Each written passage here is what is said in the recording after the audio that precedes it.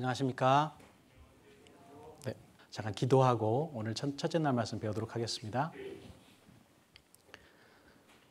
우리를 사랑하시는 거룩하신 하나님 아버지 참으로 감사합니다. 세상 만유를 창조하시고 특별히 흙으로 만든 사람 안에 하나님을 닮은 영혼을 불어넣어 주셔서 그 영혼을 통해 하나님을 발견하고 또 우리에게 주신 귀한 성경을 통해 천국 갈 수 있는 길을 알려주신 것 진심으로 감사드립니다. 오늘부터 시작되는 중고등부 주말 성경 강연에 이 자리에 친히 성령의 능력으로 함께해 주셔서 말씀을 듣는 모든 우리 학생들의 마음속에 하나님의 역사와 그리고 하나님의 사랑이 심겨질 수 있도록 도와주시고 함께해 주시길 부탁드립니다. 오늘 첫째 날 말씀의 시종도 온전히 능하신 주님의 손길에 의지하며 우리를 사랑하시는 예수님 이름으로 감사하며 기도드립니다. 아멘. 예, 성경에 제일 첫 번째 있는 말씀 함께 찾아서 읽어보도록 하겠습니다. 창세기 1장 1절 말씀입니다. 창세기 1장 1절 말씀. 짧은 말씀이니까 두 번 같이 읽도록 하겠습니다. 태초에 하나님이 천지를 창조하시니라. 태초에 하나님이 천지를 창조하시니라. 네, 오늘부터 이제 4일 동안 하나님에 대한 말씀을 배워볼 텐데요. 아마 여기는 어릴 때부터 교회를 다니고 꾸준히 우리 교회학교에서 말씀을 듣고 계신 분도 계실 것이고 또 그 친구가 전도를 해서 처음으로 이렇게 하나님에 대해서 성경에 대해서 배우러 오신 분도 계실 것 같아요. 어떤 이유로 오셨든 정말 잘 오셨습니다. 환영하고요. 제가 이제 성경 강의를 하는 데 있어서 제가 부탁드릴 말씀이 딱 한 가지가 있습니다. 뭐냐면요. 이번 그 여름에 학예 수양회 때 그때도 이제 성경 강의를 했는데 그때 우리 지역 말고 우리 광주 지역 말고요. 다른 지역에 있는 학생들이 와서 이제 말씀을 들었거든요. 근데 제일 앞자리에 한 여학생이 첫째 날부터 끝날 때까지 계속 머리에 빨간 그루프를 이렇게 말고 큰 거를 이렇게 그 성경 강의를 내내 이렇게 끼고 있더라고요. 사실 3박 4일인데 3박 4일 동안에 말씀을 전하는데 그 대부분의 시간을 이렇게 끼고 있어요. 잠깐 물어보고 싶었어요. 언제 빼냐고. 이렇게 만들어서 저녁 시간에 이렇게 돌아다니면서 그걸 활용하는 것 같은데 그래서 제가 그 다음번 말씀 전할 때는 한 가지 부탁을 드렸습니다. 학생들에게. 제발 다른 거 다 괜찮은데 이 그루프만 좀 하지 말아주라고. 눈이 항상 거기로 가요. 그 학생에게. 제가 아마 우리 광주에는 그런 분이 안 계실 거예요. 그죠? 하시더라도 집에 가셔서 주무시면서 이렇게 하셨으면 좋겠고 그리고 한 가지 아마 말씀을 듣다 보면 옆에 친구와 이야기를 나누고 싶은 그런 내용들이 있으실 겁니다. 여러분 또래 때 말도 하고 싶고 그리고 자꾸 옆에 친구하고 이렇게 뭔가 대화를 하고 싶은 그런 나이잖아요. 그게 나쁘다는 건 아닌데 그게 자칫하다가 다른 사람이 말씀을 듣는 것도 방해할 수 있지 않습니까? 그러니까 혹시 대화할 내용이 있으면 그걸 좀 적어도 두시든지 아니면 기억에 두셨다가 아까 사회하시는 선생님께서 말씀하신 대로 쉬는 시간을 드립니다. 중간에 10분 정도 쉬는 시간을 드리기 때문에 그때 대화를 하셨으면 좋겠어요. 다른 이유가 아닙니다. 나의 어떤 유익 때문에 다른 사람이 말씀을 듣는 것을 방해할 수도 있거든요. 그것만 약속해 주시면 정말 이렇게 순조롭게 은혜 가운데 성경 강의나 진행될 수 있을 것 같습니다. 약속해 주시겠죠? 예, 그렇다고 이 학생들이 그룹 하지 말라고 해서 남학생이 하고 오시면 안 됩니다. 아시겠죠? 예, 아무 반응이 없는 거 보니까. 네.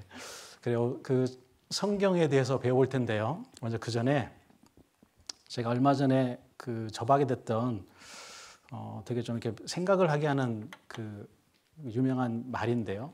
T.S. 엘리엇이라는 혹시 이 사람에 대해서 아는 분도 계실지 모르겠습니다. 여기 지금 중3부터 고2까지 와 계시죠? T.S. 엘리엇이 누군지 아셔요? 4월은 잔인한 달 혹시 그 시구를 들어본 적 있으십니까? 그 황무지라는 시인데 그걸 썼던 사람이에요. 근데 그 사람이 했던 말 중에 이런 말이 있더라고요. 우리의 탐험이 끝나는 때는 시작이 어딘지 알아내는 순간이다. 이렇게 우리나라의 한 그 뭔가 인문학적인 소양들을 길러주기 위해서 만든 프로그램에서 이걸 사용했더라고요. 이 말이 무슨 말인지 아시겠어요? 여러분, 우리의 탐험이 끝나는 때는 시작이 어딘지 알아내는 순간이다. 이해가 안 되죠? 그죠? 저도 이게 무슨 말인지는 뭔지는 알겠는데 확실한 뜻은 모르겠더라고요. 근데 이때 토론했던 주제가 뭐였냐면 시작이 중요하다는 뜻이었어요. 시작이 중요하다. 그래서 사실 뒤에 영어가 살짝 배어 나오는데 영어의 원뜻을 해석해 봤더니 이런 뜻이었습니다. 우리의 모든 탐험의 끝은 우리가 시작한 곳에 도착하는 것입니다. 이게 원래 뜻이더라고요. 원래 뜻이. 근데 이제 TV 프로그램에서 이걸 약간 의역해서 사용을 했는데요.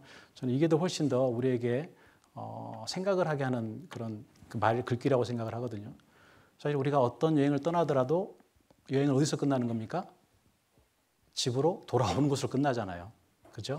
그것처럼 인생에 있어서 모든 우리의 인생의 길을 탐험이라고, 모험이라고 생각했을 때 우리 인생의 끝은 어디 있냐는 거예요.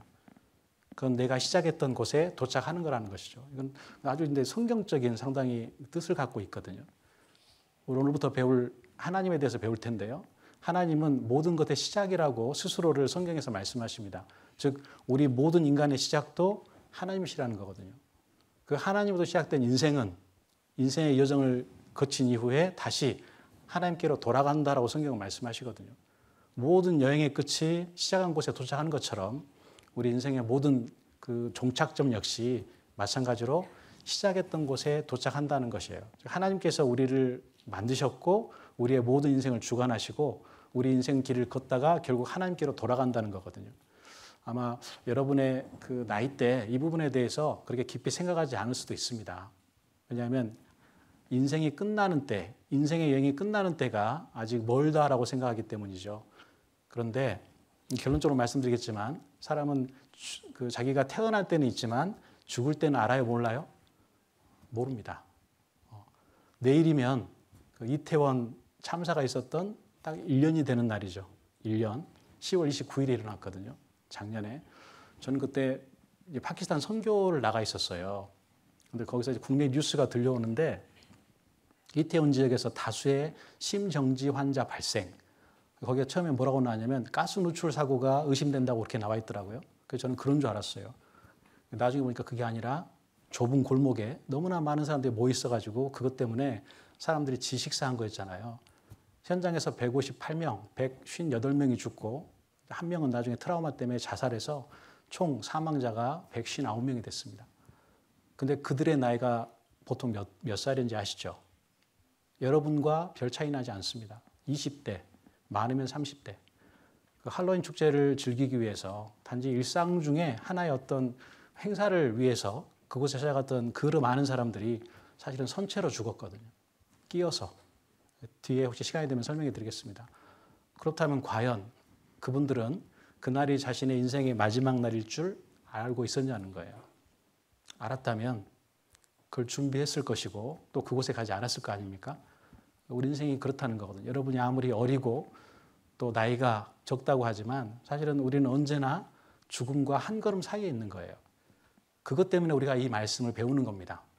죽지 않는다면, 죽음 이후에 또 다른 세계가 없다면 사실 여러분 이 자리에, 이 시간에, 이 자리에 앉아서 이런 말씀 배울 필요가 전혀 없습니다. 하지만 성경은 분명히 말씀하세요. 하나님이라는 신이 살아계시고 지금도 역사하고 계시고 모든 사람은 하나님이 만든 피조물이기 때문에 누구나 다 반드시 하나님 앞에 가야 된다는 것이죠. 여러분이 학교에서는 절대 이런 것에 대해서 가르쳐주지 않습니다. 그죠? 그렇게 생각하지 않아요. 여러분이 사회에 나가서 뭔가 활용할 수 있는 여러 가지 기술과 기능과 지식은 알려주지만 인생에 있어서 정말 중요한 문제, 하나님에 관한 문제를 알려주지 않습니다. 그래서 이번에 어떤 동기로 이 자리에 오셨든 간에 사실은 하나님에 대해서 배우는 것은 너무나 유익하고 인생에 있어서 정말 중요한 그런 시간이거든요. 특별히 새로 오신 분도 중요하지만 어릴 때부터 어린이집부터 시작해서 우리 교회 안에서 계속해서 생활하고 있고 또 현재 교회학교 중고등부에 몸은 담고 있지만 본인이 하나님에 대한 정확한 확신도 없고 자신의 구원에 대해서 천국 갈 수 있는 자신도 없는 상태에서 그냥 교회만 왔다 갔다 하시는 분. 그래서 항상 부모님들은 그 자녀분의 신앙에 대해서 걱정을 하고 하지만 본인은 너무나 확실한 자기 스스로 믿기에는 하지만 삶의 증거는 아무것도 없는 구원받은 사람은 반드시 변화가 있어야 되는데 하나님이 함께 하심에 대한 전혀 증거도 없고 거기에 대해서 다른 사람이 인정할 만한 믿음의 증거를 가지지 못하고 사는 분들이 계시다면 이번에 정말 자기 스스로가 자기의 믿음을 시험하고 확증하는 시간을 가지셨으면 좋겠습니다. 주말 전도 집회를 그래서 우리가 갖는 거거든요. 말씀을 그냥 듣고 이 자리에 앉아서 2시간 보내는 걸로 끝내지 마시고요. 반드시 자기 자신의 인생에서 정말 중요한 문제를 스스로 해결하는 그런 기회가 됐으면 좋겠습니다. 그래서 인생에 있어서 가장 중요한 문제 첫 번째 해결해야 될 답은 뭐냐면요. 나는 어디서 왔냐는 거예요. 여러분 어디서 오셨죠? 어떻게 이 땅에 오셨죠? 엄마가 낳아서? 네, 맞습니다. 어머니가 낳아주셔서 부모님이 결혼하신 이후에 사랑하셔서 여러분을 이제 낳아주셨죠. 그런데 여러분 부모님이 여러분을 만드셨을까요? 여러분을 낳으셨어요? 만드셨어요? 그게 그거예요? 낳은 것과 만든 것은 완전히 차이가 납니다. 왜냐하면 만들었다면 죄송합니다. 여러분 이렇게 만들지 않으셨을 거 아니에요. 저도 사실은 저 아들이 둘 있는데 큰애가 태어날 때 그 말을 잘못했다가 저희 장모님한테 혼났습니다. 왜냐하면 큰애가 태어날 때 이제 자연분만했기 때문에 되게 고생을 하고 나왔어요. 그러니까 엄마 뱃속에서부터 나오는 과정이 너무나 힘들어가지고요. 얼굴이 되게 빨갛고 눈도 이렇게 뭐 좀 약간 짝짝이고 머리에 뭔가 이게 붙어서 나왔더라고요. 저도 처음 보잖아요, 제 아이를. 저도 모르게 왜 이렇게 생겼지? 그랬어요. 그랬더니 저희 장모님이 막 뭐라고 하시더라고. 땡! 하면서 얼마나 고생해서 이렇게 세상에 나왔는데 네 아들인데 네가 그렇게 얘기하냐고. 그래서 혼났습니다. 지금 아주 잘생겼어요. 그때 그 말했던 게 정말 후회될 정도로. 근데 사실은 저는 그렇게 태어날 줄 알았어요? 몰랐어요? 전혀 몰랐습니다. 또 저는 정말 딸을 갖고 싶어 했거든요. 제 그 형제 자체가 삼형제이기 때문에 어떻게든 딸을 갖고 싶었어요. 근데 둘째가 태어났습니다. 아들일까요? 딸일까요? 네, 아들이에요. 그렇게 딸을 낳고 싶었는데 태어난 것은 아들이에요. 자, 그래서 그 둘째가 태어난 날 아들이 태어났잖아요. 좋잖아요. 제가 그때는 하나님도 모르고 구원을 안 받았을 때예요. 그날 저녁에 술 마셨어요. 슬퍼서. 내 인생에 딸은 허락되지 않는구나 라는 생각 때문에. 한번 생각해 보세요, 여러분.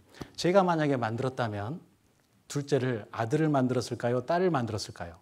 네, 당연히 딸을 만들었죠. 근데 그렇게 돼요? 안 돼요? 안 되는 거예요. 그때 저는 철저하게 깨달았습니다. 사람에 있어서 특히 어떤 생명에 관한 것은 사람의 뜻으로 되는 것이 아니구나라는 것을 느꼈거든요. 사실은 우리가 어디서 왔는가라는 문제를 해결하는 것은 너무나 중요한 문제인데 우리는 그것을 그냥 지나치거나 또 그런 거 뭐하라 생각해. 우리가 대학 가는데 별로 도움도 안 되는 문제인데 이것 때문에 지나칠 때가 있다는 거예요. 하지만 여러분의 인생에 있어서 가장 중요한 문제는 결단코 이 문제죠. 나는 어디서 왔냐는 거예요. 왜냐하면 그 시작된 곳으로 우리는 돌아가기 때문입니다. 여기 창세기 1장 1절에 성경은 분명히 선언하십니다. 모든 것이 하나님으로부터 시작됐다라고 선언하세요. 태초에 하나님이 천지를 창조하시니라. 타협하지 않습니다. 분명하게 선언하세요. 하나님이란 신이 창조주가 세상의 모든 것들을 만들었다라고 말씀하시죠. 특별히 여기 천은 공간을 뜻합니다. 우주의 공간. 그리고 지는 물질을 말씀하시죠. 그리고 앞에 태초는요. 영어 성경에 in the beginning이라고 되어 있는데 시간을 얘기합니다. 시간과 공간과 물질을 창조하신 분이 하나님이시다라고 선언하고 있어요. 우리가 존재하는 가장 중요한 그 조건 중에 조건 세 가지가 바로 이거잖아요. 시간과 공간과 물질. 창조라는 말은 만들다는 뜻과는 조금 다릅니다. 아무것도 없는 것에서 뭔가를 새롭게 시작하다는 뜻을 가지고 있거든요. 태초에 아무것도 없을 때 하나님이란 그 신이 혼자 존재하고 계셨는데 그분이 세상의 모든 것들을 창조하셨다라고 말씀하고 계시죠. 하지만 이걸 믿는 사람도 있고 안 믿는 사람도 있습니다. 왜냐하면 여러분들이 학교에서 배우는 진화론은 하나님에 대해서 전혀 생각지 않는 그런 학문이거든요. 그죠? 과학적인 이론이라고 생각하고 그렇게 가르치잖아요. 그다음에 생각해 보십시오. 아무것도 없는 데서 뭐가 생겨날 수 있습니까? 어떻게 생각하세요? 그게 과연 이성적이고 논리적이고 과학적일까요? 아무것도 없는데 뭐가 갑자기 뻥 터지면서 생겨났어요. 이 우주가 생기고 138년 전에 8억 년 전에 그게 과연 가능할까요? 시간과 우연이 있으면 뭐든지 다 그렇게 진화를 통해서 현재 체계를 갖출 수 있을까요? 여러분이 한번 생각해 보셨으면 좋겠어요. 말씀을 듣는 동안 또 말씀이 끝난 후에라도 과연 저절로 우연히 만들어지는 세상이 있을까? 그런 물질이든 아니면 생명체든 간에 그런 것들이 존재할 수 있을까? 여러분 어떤 사람이 무인도에 놀러 갔다가 해변에서 시계를 발견했어요. 이 시계를 발견한 순간 그걸 본 사람은 어떤 생각을 할까요? 아, 어떤 사람이 나처럼 이렇게 이 무인도에 들렀다가 시계를 떨어뜨린 것 같구나 그렇게 생각할 거 아닙니까? 그죠? 그게 이성적이잖아요. 이게 만약에 어떤 사람이 생각하는 거예요. 아, 이 시계는 이 섬 무인도기 때문에 아무도 사람이 없었는데 오랜 시간 동안 모래 속에 있는 규소들끼리 모여가지고 유리가 만들어지고 그리고 이 모래 속에 있는 철들이 모여가지고 철을 만들고 그리고 바람이 불어서 위로 떴다가 착 결합이 돼서 뚝 떨어져가지고 그래서 이런 시기가 된 거야. 이렇게 믿는다고 한번 생각해 보세요. 여러분 친구가 이렇게 믿는다고 생각해 보십시오. 그 친구 어떻게 해야 되죠? 잘 보살펴 줘야 돼요. 가능해요, 불가능해요? 불가능한 겁니다. 이 시계는 반드시 만든 사람이 있어요, 없어요? 있어요. 시계는 왜냐하면 많은 부품들을 가지고 있지 않습니까? 그 부품들이 정교하게 그 솜씨와 함께 그 사람의 지능과 함께 결합이 돼야 작동을 하잖아요. 초침과 분침과 시침이 정확한 법칙에 의해서 움직입니다. 이건 반드시 손이 갑자기 튀어나왔지? 네. 만든 사람이 있다라는 거예요. 그죠? 명품 시계일수록 명인이 만들잖아요. 그래서 비싸지 않습니까? 솜씨가 뛰어난 사람들이 만들기 때문에. 이런 조그만 시계조차도 반드시 만든 사람이 있어야 되는 거예요. 그럼 자동차는요? 더 복잡하잖아요. 부품도 더 많고. 이 자동차를 만든 사람 있어요, 없어요? 있죠.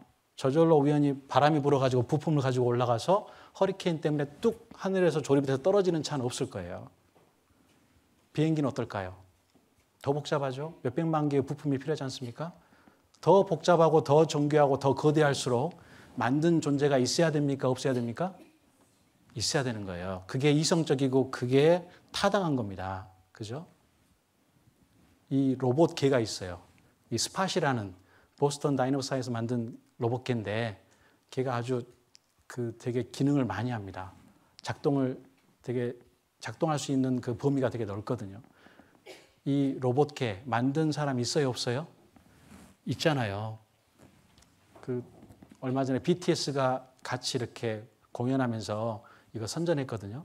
그래서 BTS 팬들, 아미가 이걸 사고 싶어서 이렇게 문의한 적이 있었답니다. 이 중에도 아미 계신가요? 말 잘못했다가 큰일 나니까.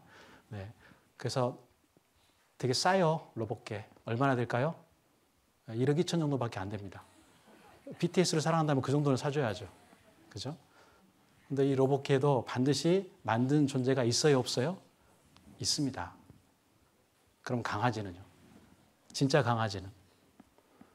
강아지는 저절로 우연히 이런 모습을 가지고 또 이런 감정을 가지고 살고 있을까요?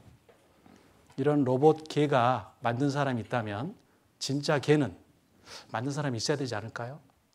더욱더 복잡하니까, 더 정교하니까, 교감할 수 있는 생명을 가진 존재니까 있어야 되는 거잖아요. 그죠? 여러분, 로봇의 기술이 어느 정도 발전했냐면 이 정도까지 발전했습니다. 이 아틀라스라는 로봇인데요. 이 사람이 이제 뭔가를 만들고 있는데 공구가 옆에 없어요. 그래서 로봇에게 명령을 합니다. 공구를 가지고 오라고. 그때 그 아틀라스가 그 명령을 수행해요. 한번 봐보시죠.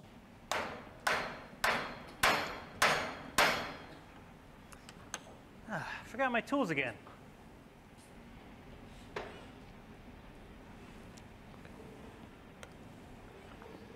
이제 로봇에게 명령을 입력하니까 움직입니다. 머리가 아주 좋아요. 도구를 사용할 줄 압니다.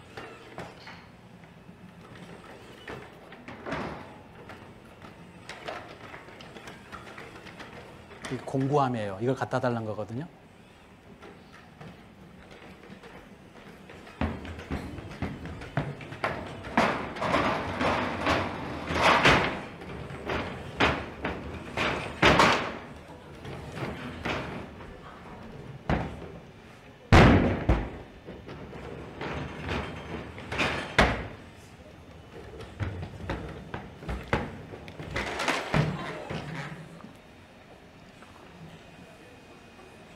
네, 똑똑하죠. 그죠? 파쿠르도 하잖아요. 이렇게 옆으로 돌면서. 이 로봇 만든 존재 있을까요? 없을까요? 당연히 있죠. 보스턴 다이너믹스라는 그 회사에서 기술자들이 만들었잖아요. 그러니까 이런 기능을 하지 않습니까? 그러면 이것도 한번 보여드릴게요. 이것보다 훨씬 더 뛰어난 기능을 가진 사람은 과연 저절로 우연히 이 땅에 존재할 수 있게 됐을까요? Bronze with the team last year and at the 2018 Euros. 아까 로봇하고 비교해 보세요.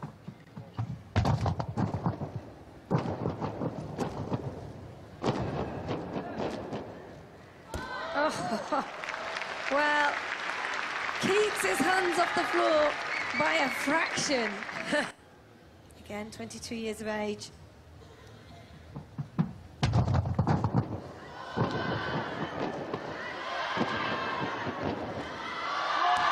Two double straights and a huge triple in the top position. 네, 절반도 안 봤는데 보고 있으면 어지러우니까 한번 볼게요.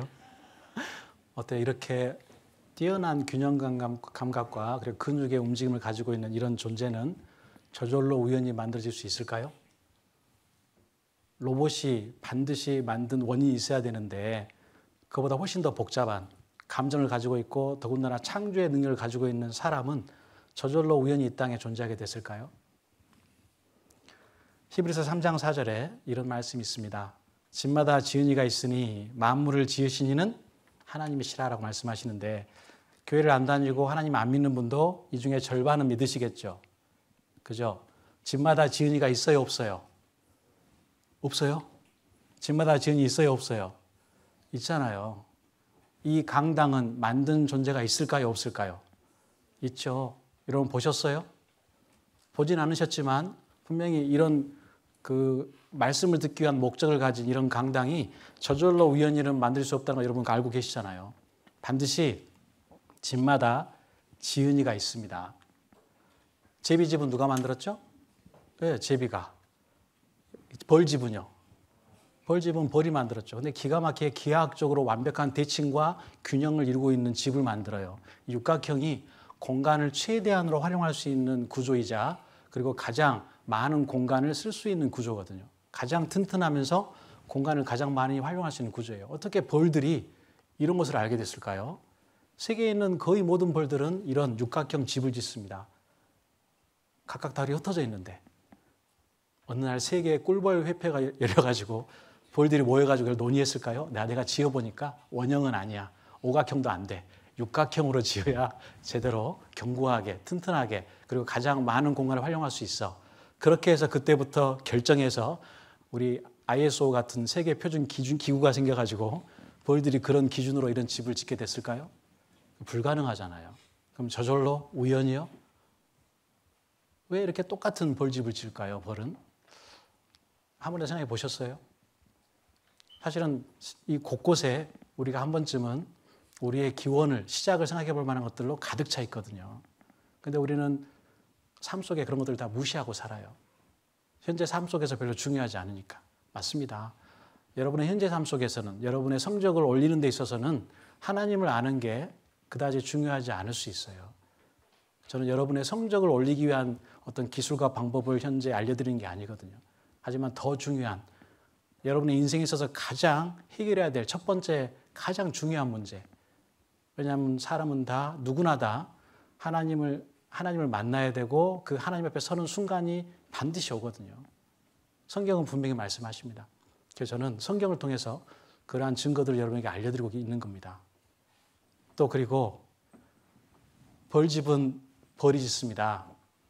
개집은 누가 짓죠?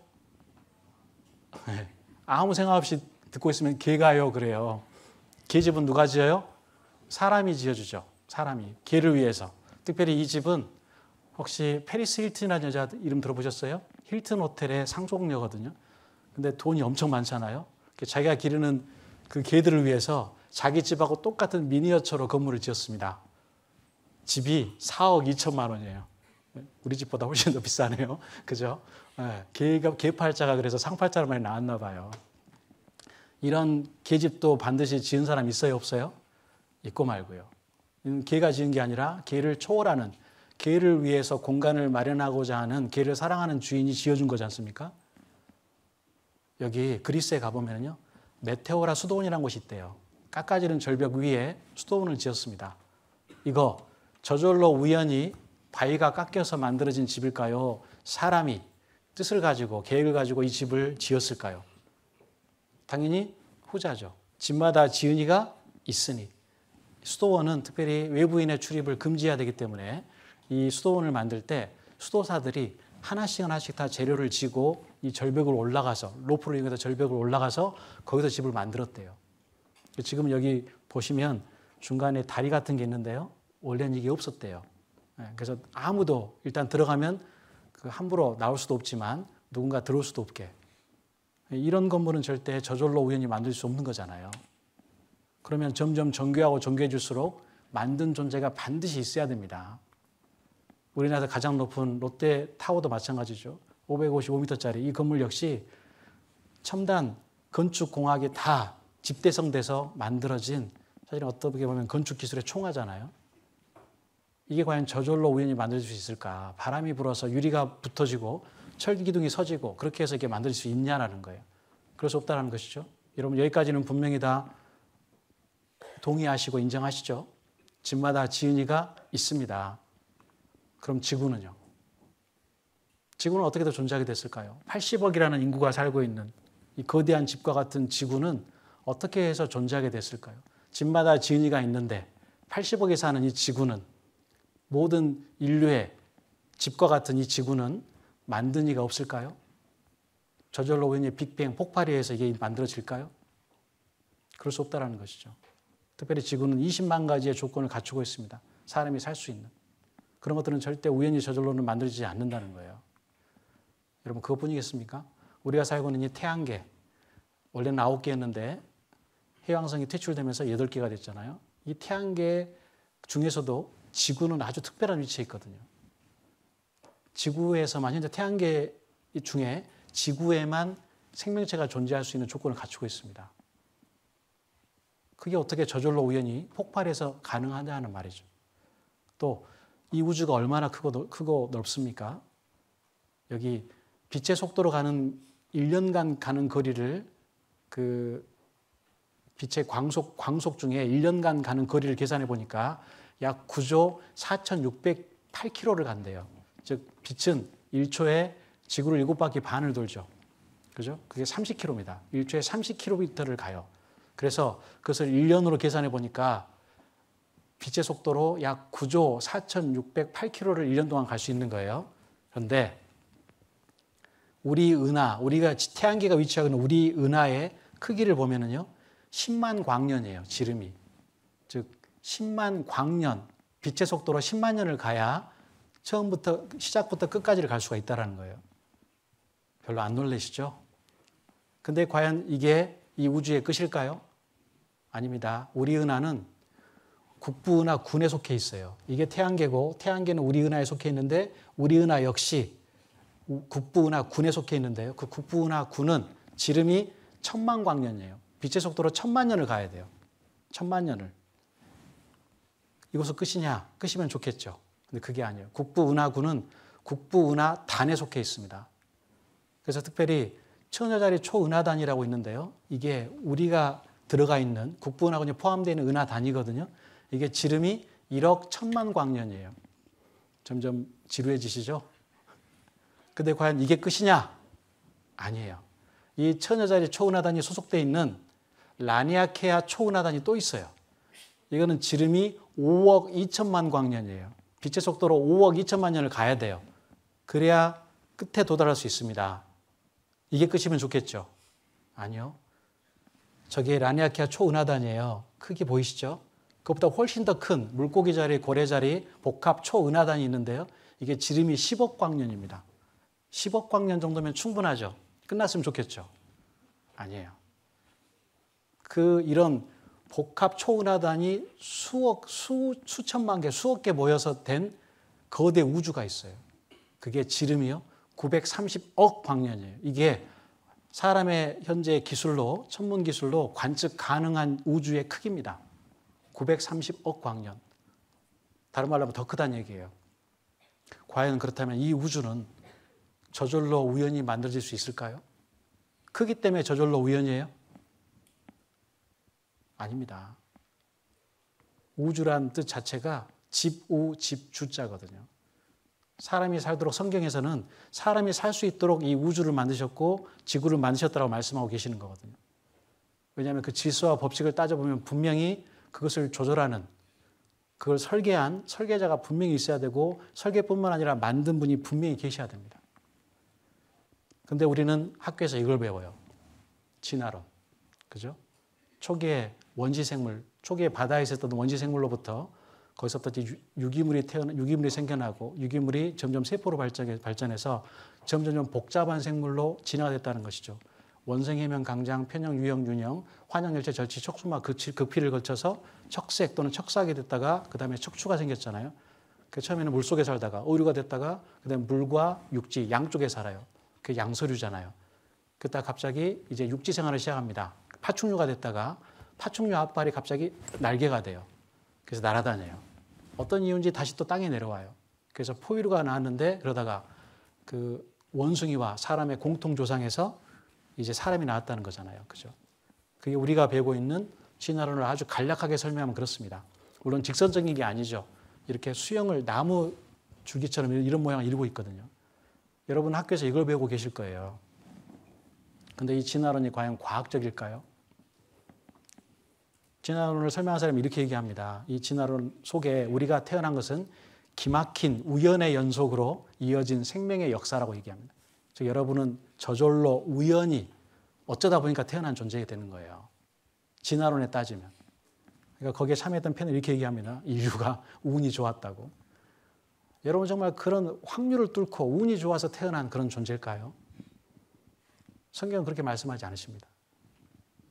왜냐하면 말 그대로 진화론이 기초하고 있는 이성주의 철학의 원칙은 뭐냐? 엑스 니힐로 엑스 니힐 피시라는 그런 라틴어인데요. 무슨 말이냐면 무에서는 유가 나올 수 없다라는 거예요. 여러분 이거 상식이지 않습니까? 만약에 빅뱅이 맞다면 빅뱅 전에는 뭐가 있었어요? 그 에너지는 어디서 왔죠? 거대한 폭발을 일으키는 그 에너지는 어디서 왔을까요? 요즘은 그래서 그것도 말을 만들어요. 양자역학이라는 것을 이용해서 무에서도 유가 나올 수 있다고 얘기합니다. 그러면서 자기들도 얼척이 없는지 이렇게 얘기합니다. 근데 이 말이 솔직히 물리학자가 얘기하긴 그렇지만 그다음 빅뱅 전에 양자역학이 있어야 된대요. 양자역학이 있어야 된대. 그럼 그건 누가 만들었어요? 그 말장난이죠.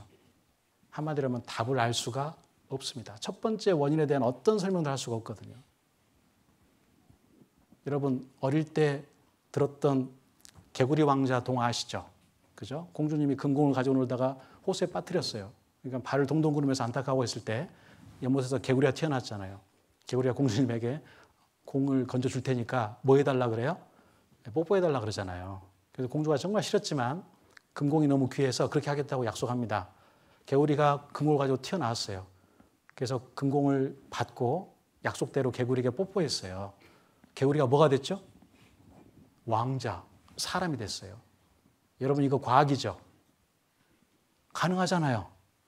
네? 뽀뽀라는 엄청난 에너지가 전달이 되면 개구리가 사람이 될 수 있잖아요. 여러분 그거 믿으시죠? 이거 동화예요, 과학이에요? 동화예요, 동화. 근데 이 동화 같은 이야기를 우리는 과학이라고 믿고 있습니다.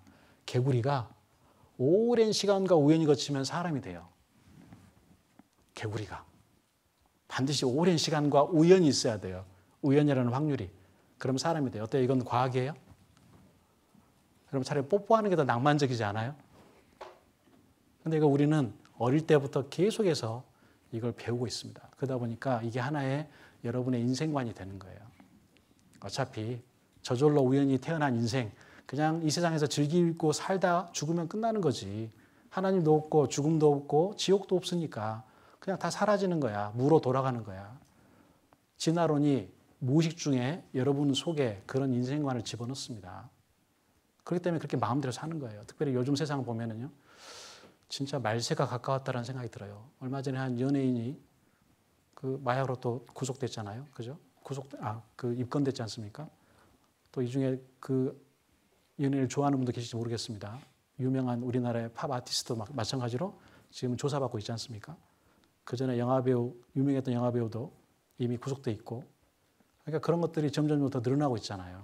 요즘 청소년들에게도 그런 마약들이 침투하고 있지 않습니까? 펜타닐이라는 원래 그게 그 의료계에서 쓰는 진통제인데 마약성 진통제인데 그게 싸기 때문에 미국으로부터 시작해서 우리나라에도 점점 퍼지고 있어요. 이게 남의 나라 일이 아닙니다. 우리나라는 지금까지 마약 청정국이라고 얘기했거든요. 그래서 성경에 보면 마지막 시대에 사람들이 복술에 취할 것이다라고 얘기되어 있거든요. 복술. 원래 복술이 무슨 뜻이냐면 주술 같은 거예요. 마법사가 주술할 때 쓰는 거.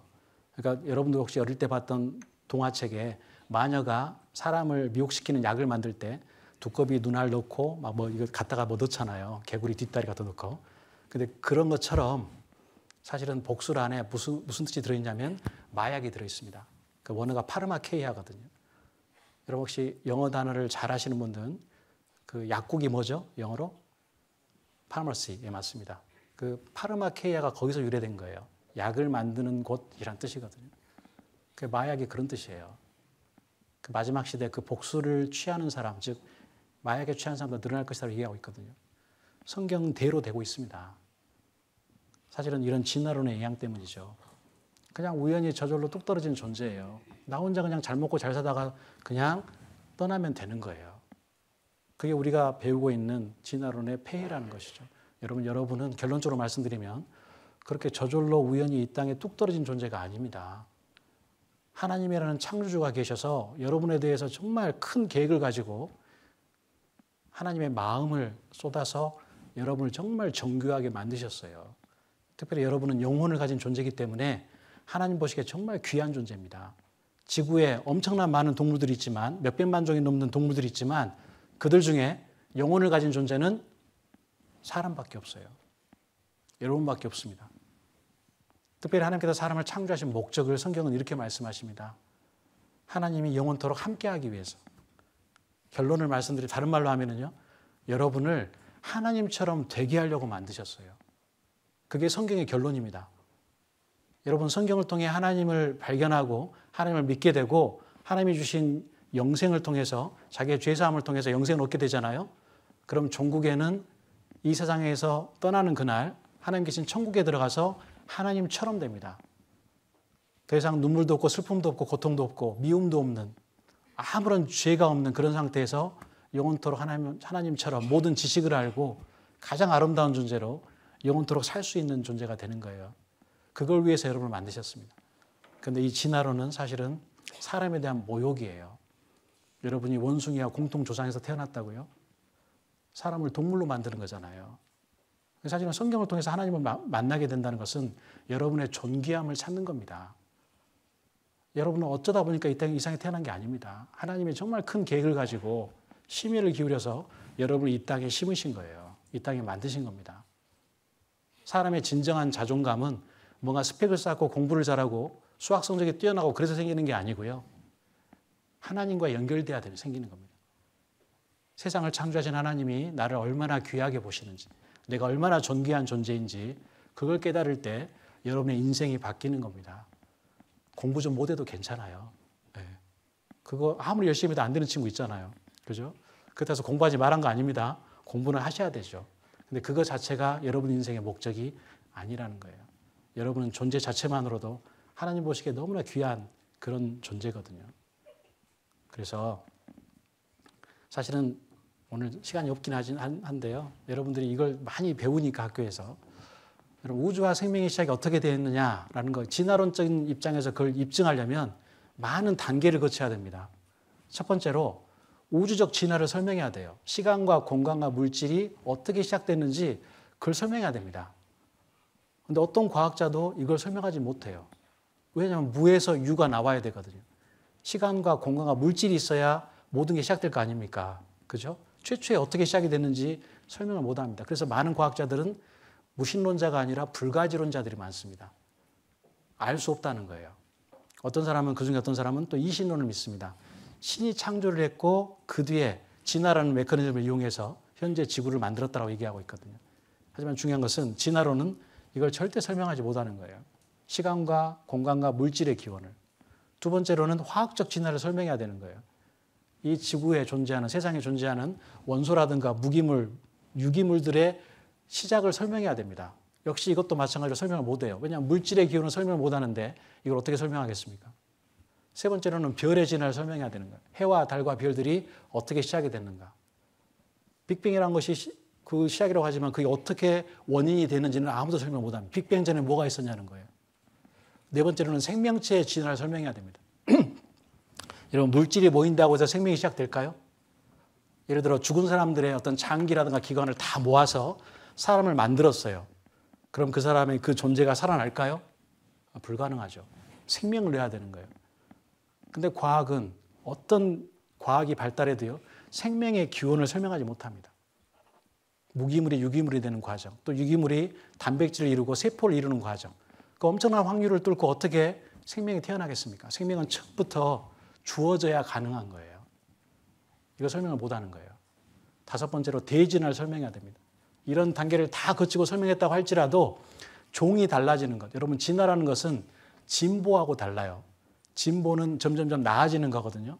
하지만 진화는 뭐냐면 종이 바뀌는 거예요. 개가 고양이가 되는 거예요.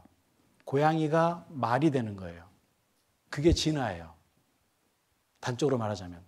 그런데 어떤 과학도 대진화를 설명하지 못합니다. 한 종에서 다른 종으로 바뀌는 것을. 이런 것들을 전혀 설명하지 못하는데 불구하고 우리는 과학이라는 이름으로 진화론을 계속 배우고 있고 믿고 있어요. 이 진화 이론 중에 딱 한 가지가 과학적입니다. 그게 뭐냐면 보여주시죠.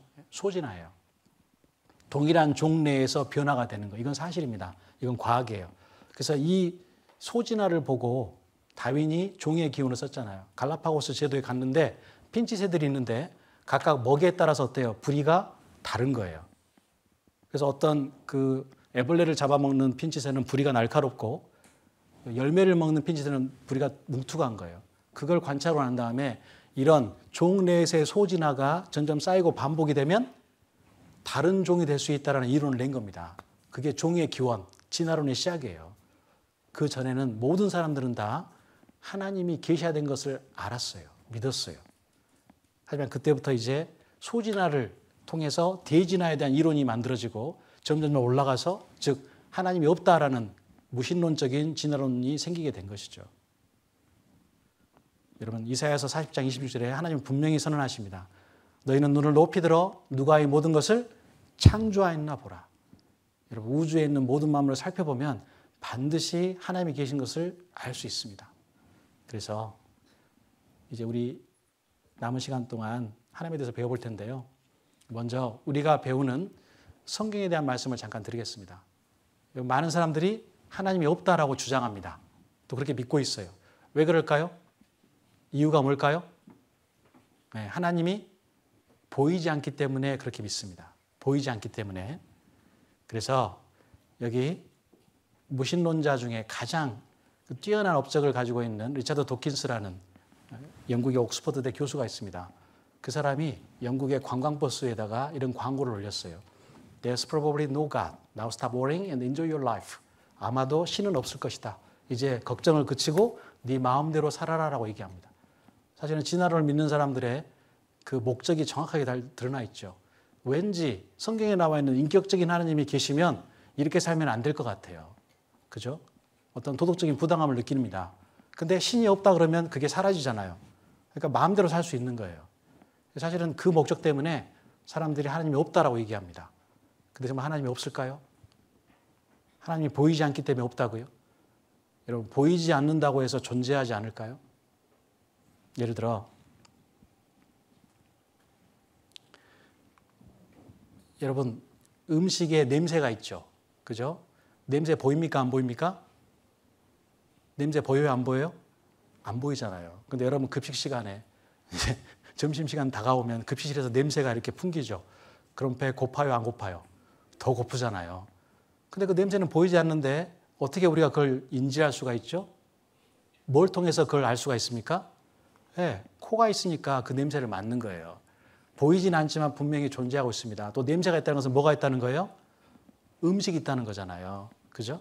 그걸 분명히 존재하고 있는 거예요. 멀리서 있으니까 안 보이니까 없다는 것은 사실 그건 어리석은 판단이라는 것이죠. 여러분 소리는 보여요? 안 보입니까? 안 보이죠? 근데 소리는 존재해요? 존재하지 않습니까? 존재하잖아요. 소리가 보이지 않지만 제가 여러분에게 건네는 얘기에 여러분이 반응하시잖아요. 그죠? 소리는 보이지 않지만 분명히 존재합니다. 그럼 그 소리의 존재를 어떻게 인식할 수 있죠? 예, 귀를 통해서. 도구가 있는 거예요. 보이지 않는 것을 인식할 수 있는 도구가 반드시 있습니다. 여러분, 얼마 전에 우리 코로나 바이러스 때문에 항상 이렇게 손을 씻고 마스크를 끼고 다녔죠. 그죠? 여러분, 어때요? 여러분 손에 지금 현재 세균이 있을까요? 없을까요? 없다고 생각하시는 분은 이렇게 혀로 한번 핥아보세요. 이렇게. 핥을 수 있어요? 없어요? 자기 손이지만 더럽죠. 왜 더러울까요? 이 안에 보이지 않지만 세균과 여러 가지 박테리아든가 바이러스가 있습니다. 하지만 그건 보이지 않죠. 존재하지만 보이지 않는 거예요. 그럼 그걸 어떻게 볼 수 있죠? 뭘 통해서? 네, 현미경을 통해서 볼 수 있습니다. 조금 큰 것은 광학 현미경, 그냥 우리가 볼 수 있는 그 광학적인 현미경으로. 그렇지 않은 것은, 아주 작은 것은 전자 현미경으로 볼 수 있잖아요. 그죠? 전파도 마찬가지죠. 이 방에 많은 현재 전파들이 오가고 있습니다. 존재하지만 우리는 보이지 않아요. 하지만 휴대폰을 켤 때 통신사에서 보낸 전파를 우리가 잡잖아요. 그죠? 그 존재를 알 수 있다는 것이죠. TV도 마찬가지고. 그다음에 가장 중요한 보이지 않는 하나님, 그분은 어떻게 자신의 존재를 알려주실까요? 우리에게 뭘 통하면 보이지 않는 하나님을 알 수 있을까요? 그 도구가 바로 여기 여러분이 가지고 계시는 성경입니다. 그래서 성경을 통해서 하나님을 만날 수가 있다라고 성경 자체가 말씀하세요. 왜냐하면 성경은 하나님의 말씀을 기록하고 있는 하나님의 책이라고 얘기하고 있거든요. 여러분 이사야서 34장 16절에 성경을 여호와의 책이라고 말씀하세요. 특별히 여기 여호와라는 단어가 나와 있는데 여러분 여호와란 말이 무슨 말일까요? 하나님 이름입니다. 여호와란 자체가. 하나님이라는 것은 하나님의 어떤 그 신분에 대한 우리나라에서 쓰는 호칭이지 하나님 자체에 대한 이름은 아니에요. 예를 들어 교회에서 저를 보면 목사님이라고 부르세요. 근데 제 이름이 성이 목시고 이름이 사님이 아니거든요. 그죠? 하는 일이 목사 일을 하고 있으니까 저에게 그런 호칭을 부르시는 거예요. 제 이름은 김한민입니다. 이름이 따로 있어요. 마찬가지로 하나님도 각각의 부르는 이름이 나라마다 따로 있습니다. 우리나라는 하나님, 그 미국이나 영국에서는 가시라고 그러고, 그리고 일본에서는 가미사마라고 불러요. 중국에서는 쌍띠, 상제라고 부르거든요. 그건 각각의 나라에 따라서 부르는 이름이지 하나님 자체의 이름은 아닙니다. 그럼 하나님의 이름은 뭘까요? 우리가 방금 읽었던 여호와입니다. 여호와. 이건 원래 히브리어를 약간 알파벳식으로 바꿔보면 YHWH라는 그런 자음만 있는 거예요. 사실은. 모음이 없어요. 왜냐하면 거룩하신 하나님의 이름을 함부로 사람이 부를 수 없다 그래서 여기에 원래는 모음을 안 넣었어요. 그랬다가 나중에 성경을 쓰게 되면서 주인이라는 뜻의 아도나이라는 히브리어가 있습니다. 거기서 모음을 따서 여기에 집어넣었어요. 그래서 야훼, 제호바, 여호와 이런 식으로 발음하게 된 것이거든요. 우리나라에서는 여호와라는 이름으로 그렇게 부르고 있습니다. 무슨 뜻이냐면 스스로 있는 자 그런 뜻이에요. 스스로 있는 자. 즉 처음부터 존재하는 모든 곳에 시작이 되는 존재라는 뜻이 있습니다. 그래서 성경은 하나님께서 우리에게 주신 책이라는 겁니다.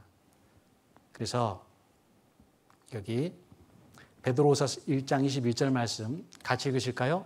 예언은 언제든지 사람의 뜻으로 낸 것이 아니요 오직 성령의 감동하시고 입은 사람들이 하나님께 받아 말한 것입니다. 즉 성경은 너무 이쪽만 갔더니 우리 남학생들이 졸고 있네요.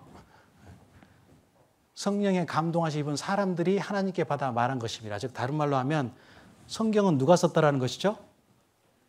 아니 쓴 사람은 누구예요? 하나님이에요? 사람이에요? 네, 사람이 썼다는 것이죠. 근데 누구에게 받아서 썼다고요? 하나님한테. 이것과 같아요. 여기 한국에 어떤 할머니가 살고 계시는데 지금 아들이 미국에서 가서 살고 있습니다. 손주는 지금 학교 때문에 같이 할머니랑 살고 있어요. 그런데 어느 날 할머니가 미국에 있는 아들이 보고 싶어서 편지를 쓰려고 합니다. 근데 요즘 이 노안 때문에 눈이 침침해져서 글을 잘 못 쓰세요. 그래서 함께 살고 있는 손자에게 이렇게 얘기합니다. 손자야, 네 아빠에게 내가 글을 쓰고 싶은데 요즘 눈이 침침해서 글을 쓸 수가 없구나. 그러니까 손자가 그 말을 듣고 할머니가 이렇게 해요. 할머니가 저에게 할머니 말을 들려주시면 제가 글을 써서 편지를 보낼게요. 이렇게 얘기합니다. 그렇게 하자꾸나. 그렇게 하면서 할머니가 손자에게 할머니의 생각을 불러주세요. 아들아, 잘 지내고 있니? 라고 말씀하십니다. 근데 손자가 아들아 잘 지내고 있니? 라고 써요. 지금 누구한테 보내는 거예요? 자기 아버지한테 보내고 있잖아요. 아버지한테 보내는데 아들이라고 부르고 있잖아요. 왜 그러죠? 이게 누구 생각을 담고 있기 때문에 그래요? 하나님 생각, 할머니 생각을 담고 있기 때문에 그렇습니다. 그래서 끝까지 다 쓴 다음에 이 아들이 편지를 미국에 있는 아버지에게 보냈습니다. 미국에 있는 아버지가 글을 펴보니까 글씨는 누구 글씨예요? 아들 글씨예요. 아들이 썼어요. 근데 담고 있는 내용은 누구의 생각이죠? 자기 어머니 생각이죠. 그럼 이 편지는 아들의 편지예요? 어머니의 편지예요? 어머니의 편지입니다. 성경을 그렇게 기록하셨어요. 성경에는 기자가 있습니다. 40명의 기자가 있어서 하나님이 그 사람에게 하나님의 뜻을 알려주셨어요. 그럼 그 사람이 하나님의 뜻을 받아서 그걸 기록해서 우리에게 전해준 겁니다. 그럼 이 성경을 기록한 사람의 책이에요? 하나님의 책이에요? 하나님의 책이에요. 그래서 성경을 하나님의 책이라고 말하고 있는 겁니다. 여기 성경 곳곳에 성경을 쓴 사람의 이름이 들어가 있어요. 하나님이 예레미야에게 말씀을 주시고 내가 내게 이른 모든 말을 책에 기록하라 라고 해서 기록해서 쓴 게 성경 구약에 있는 예레미야서입니다. 그 뒤에도 호세아서, 요엘서, 아모스서 계속해서 그 사람들이 하나님께 받아서 쓴 그런 성경이 그 사람의 이름을 따서 아모스서, 요엘서, 호세아서를 기록한 거예요. 근데 성경 중에 사람의 지혜와 생각으로는 이해할 수 없는 그런 부분들이 있었어요. 특별히 다니엘서 12장 8절에 보면 다니엘이라는 사람에게 하나님께서 알려주셨는데 다니엘이 그 말씀을 듣고 썼는데 그것을 이해하지 못한 거예요. 왜냐하면 다니엘서에는 예수 그리스도의 초림과 재림이 다 들어가 있거든요.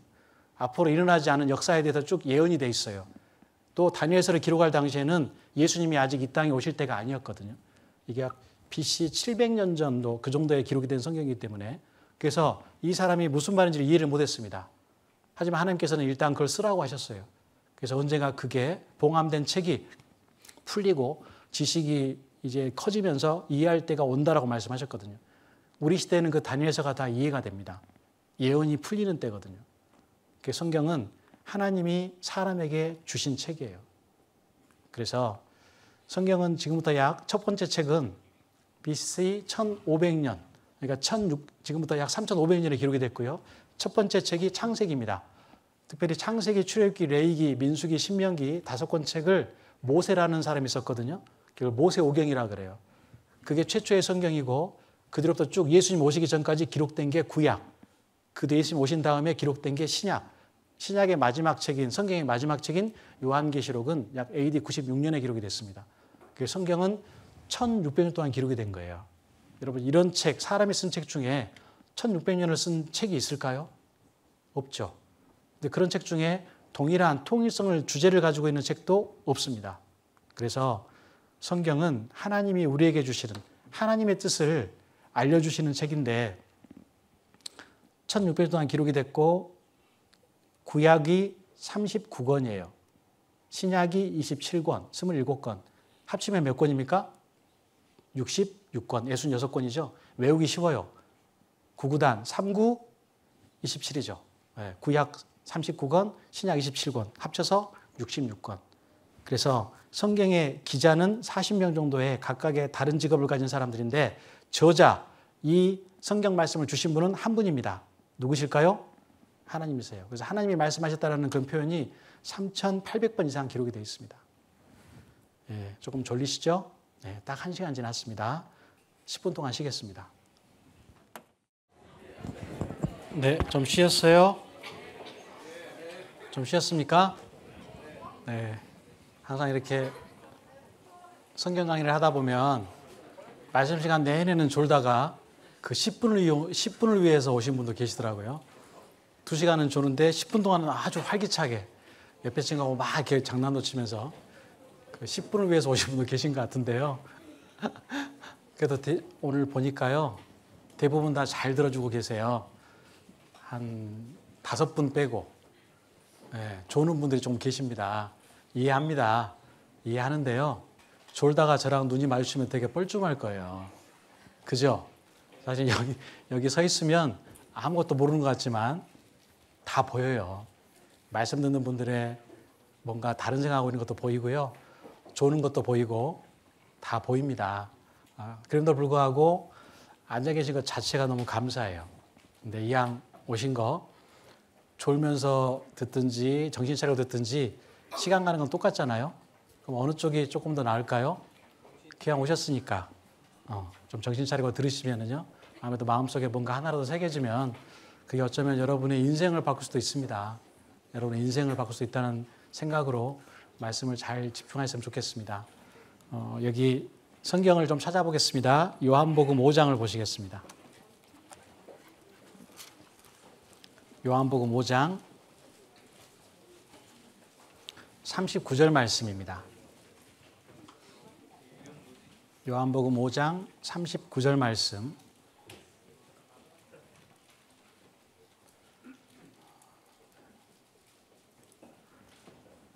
같이 읽으실까요? 너희가 성경에서 영생을 얻는 줄 생각하고 성경을 상고하거니와 이 성경이 곧 내게 대하여 증거하는 것이로다. 여기 성경을 배우는 목적이 기록이 되어 있습니다. 성경에서 무엇을 얻는 줄 생각하고 성경을 배운다고요? 영생을 얻는 줄 생각하고. 여러분 앞서 말씀드리지만 여러분이 다니고 있는 학교에서는 어떻게 하면 영원한 생명 얻는지 가르쳐 주진 않습니다. 그죠? 물론 배우는 게 필요 없다는 게 절대 아닙니다. 오해하지 마십시오. 하지만 정말 인생에 있어서 중요한 문제는 죽음에 관한 문제거든요. 그 죽음을 극복할 수 있는 방법이 있다면 여러분 그거 알아봐야 되지 않겠습니까? 그죠? 죽음을 이길 수 있는 방법이 있다면 그거 알아봐야 되지 않을까요? 사람이 살면서 어떤 것을 누리고 살더라도 결국에는 죽음을 만나야 되는데 그 죽음 앞에서 내가 가지고 있는 모든 것들은 다 허무해지는 거거든요. 근데 성경을 왜 우리가 배워야 되냐면 죽음을 이길 수 있는 가장 유일한 방법이 성경에 기록이 되어 있습니다. 성경을 통해 하나님을 알고 또 하나님께서 보내주신 예수 그리스도를 믿게 되면 영생을 얻게 되는 거거든요. 영원한 생명이에요. 단지 죽고 끝나는 그런 인생이 아니라 죽음 이후에 또 다른 세계에서 영원하게 아까 말씀드린 대로 하나님 같은 존재가 돼서 영원토록 즐거워하고 행복할 수 있는 그 방법이 성경에 기록되어 있다는 거예요. 근데 그게 어렵지 않습니다. 여러분이 정말 마음을 들이고 잘 귀를 기울여서 들으면 하나님께서 반드시 여러분에게 천국 갈 수 있는 믿음을 주세요. 저도 그랬거든요. 저도 원래는 그 전에는 성당을 열심히 다녔습니다. 나름 열심히 있었어요. 성가대도 했었고. 근데 그때는 성경을 전혀 몰랐습니다. 그렇게 믿다 보면 천국 가겠지 이렇게 알고 있었거든요. 저는 사실은 교회 다니는 분들 아주 싫어했어요. 특별히 제가 하나님 말씀을 믿기 전에 싫어했던 직업이 딱 두 가지가 있었습니다. 가장 싫어했던 직업이. 하나는 정치인이고 하나는 목사였어요. 특히 목사를 제일 싫어했습니다. 목사를. 그래서 그것 때문에 교회 다니는 사람도 정말 싫어했거든요. 그래서 제가 일하는 직장에서 뭔가 교회 다니는, 그러니까 제 팀에 들어오는 어떤 구성원이 교회를 다니면 이유 없이 괴롭혔어요. 이유 없이. 회식 가면 일부러 막 술 먹이려고 그러고 술 안 먹는다 그러는데 목사도 엄청 싫어했고. 그랬더니 제가 하나님 말씀을 배워보니까 하나님에 대한 것들이 이해가 됐고 또 교회를 다니면서도 하나님을 믿는 사람처럼 행동하지 않는 사람들에 대한 오해도 풀렸습니다. 사실 그런 사람들 때문에 사실 제가 교회를 싫어했거든요. 근데 왜 그렇게 사는지를 알았어요. 교회만 다녔지 온전하게 믿는 게 아니었어요. 진짜 구원을 받았다면 그렇게 살 수가 없거든요. 여기 우리 교회학교에 다니는 중고등부 학생들 중에 혹시 그런 학생 있지 않습니까? 교회를 다닌다고 하는데 구원을 받았다고 하는데 자기가 속해 있는 학급에서 전혀 하나님에 대한 그런 사랑이 드러나지 않고 여전히 함부로 얘기하고 함부로 욕하고 남자친구 막 사귀고 왜 그런 친구 있지 않아요? 여자친구 사귀고 그러면서 자기는 확실하게 천국 갈 수 있다고 어떻게 떳떳하게 얘기하죠? 세상에 친구들도 자기보다 더 착하게 사는 친구들이 많이 있는데 그런 친구들이 있다면 어쩌면 정말 이번에 마지막 기회일 수도 있습니다. 정신을 차리고 들으셔야 돼요. 새로운 친구들보다 훨씬 더 위험한 분들이 그런 분들이에요. 새로운 친구는 성경 말씀을 처음 배우기 때문에 한 말씀이라도 그 마음속에 새겨지잖아요. 구원받기가 아주 쉽습니다. 그런데 정말 구원받기 어려운 분들은 누구냐면 어릴 때부터 교회 안에서, 교회 학교 안에서 성장했지만 그냥 머리로 듣는 거예요. 머리로. 삶 속에 아무런 하나님의 영광이 드러나지 않는 삶을 살면서 자기는 천국 간다고, 구원받았다고 그렇게 말하는 사람들, 사실은 그런 분들이 정말 위험한 분들입니다. 저는 여기 계셔서 말씀을 듣는 분들 중에 그런 분들이 한 분도 없으면 좋겠어요. 이 성경 강연에는 물론 새롭게 말씀을 듣는 친구들을 위한 자리입니다. 그런데 아울러서 우리 교회 안에 있지만 여전히 아직 그리스도 안에 들어오지 못한, 하나님의 성령을 가지지 못한 그분들을 위한 집회이기도 해요. 그래서 여기 계신 모든 분들이 나를 위해 드려야 됩니다. 내 자신을 위해서, 여러분 자신을 위해서. 부모님 때문에 이 자리에 온 게 아니고요. 여러분 자신의 신앙을 위해서, 하나님과의 관계를 위해서 이 땅에 오신 거예요. 그런 마음으로 들으신다면 하나님께서 분명히 그 마음을 살펴주시고 아직까지도 확신하지 못한 구원을 비록 부족한 시간이지만 이번 기회에 반드시 이루어 주실 거예요. 저는 그런 마음으로 드셨으면 좋겠습니다. 왜냐하면 여러분 모두가 다 하나님 보시기에 정말 귀한 영혼들이거든요. 앉아서 졸든 아니면 친구하고 얘기하든 어떻든 간에 여러분 자체가 정말 귀한 존재입니다. 이 자리에 오신 것도 절대 우연이 아니에요. 그래서 그런 마음으로, 제가 좀 잔소리하는 것 같아서 죄송합니다만은 그런 마음으로 말씀을 좀 들으셨으면 좋겠어요. 그렇게 해주시겠죠? 네, 감사합니다. 아까 우리가 성경에 대해서 배워봤는데요. 다 못한 부분 잠깐만 더 말씀드리겠습니다. 여기 여러분 미국의 16대 대통령 아시죠? 에이브라함 링컨인데 노예를 해방한 사람이잖아요. 이분도 하나님께 주신 귀한 성경을 그대로 믿었던 사람입니다. 그래서 그가 공공연하게 했던 얘기 중에 하나가 하나님이 인간에게 주신 가장 좋은 선물은 성경이다라고 얘기해요.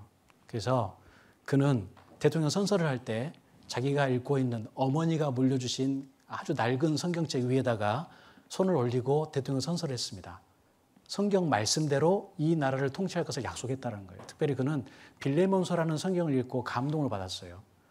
그래서 노예 해방을 했습니다.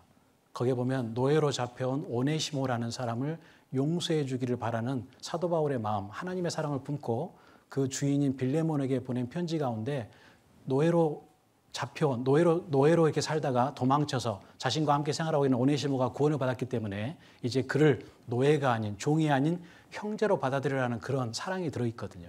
그걸 읽고 링컨이 노예 해방에 자기의 전생애를 바친 거예요. 영국의 윌리엄 윌버포스라는 사람도 마찬가지였습니다.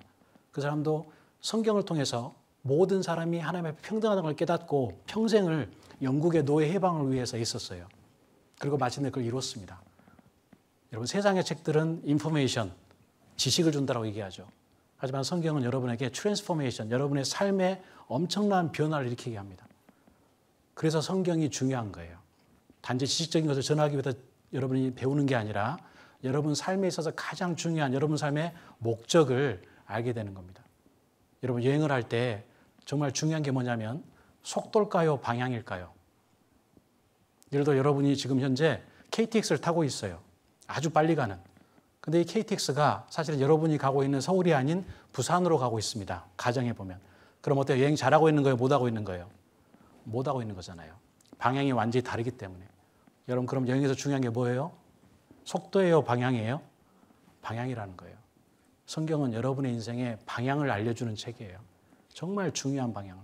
그 방향이 잘못됐다면 바로잡을 수 있는, 하나님께로 향할 수 있는 길을 알려주는 게 성경입니다. 그래서 링컨조차도 정말 성경이 가장 중요한 책임을 인생에 있어서 뼈저리게 느꼈습니다.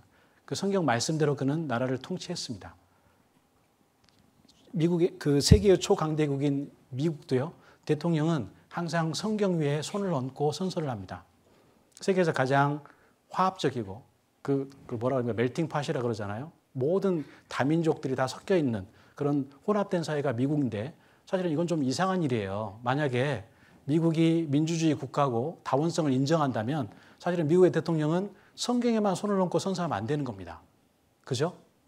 뭐 쿠란이라든가 아니면 또는 그 베다라든가 힌두교라든가 모든 경전을 올려놓고 손을 올려놓고 선서해야 되는 거예요.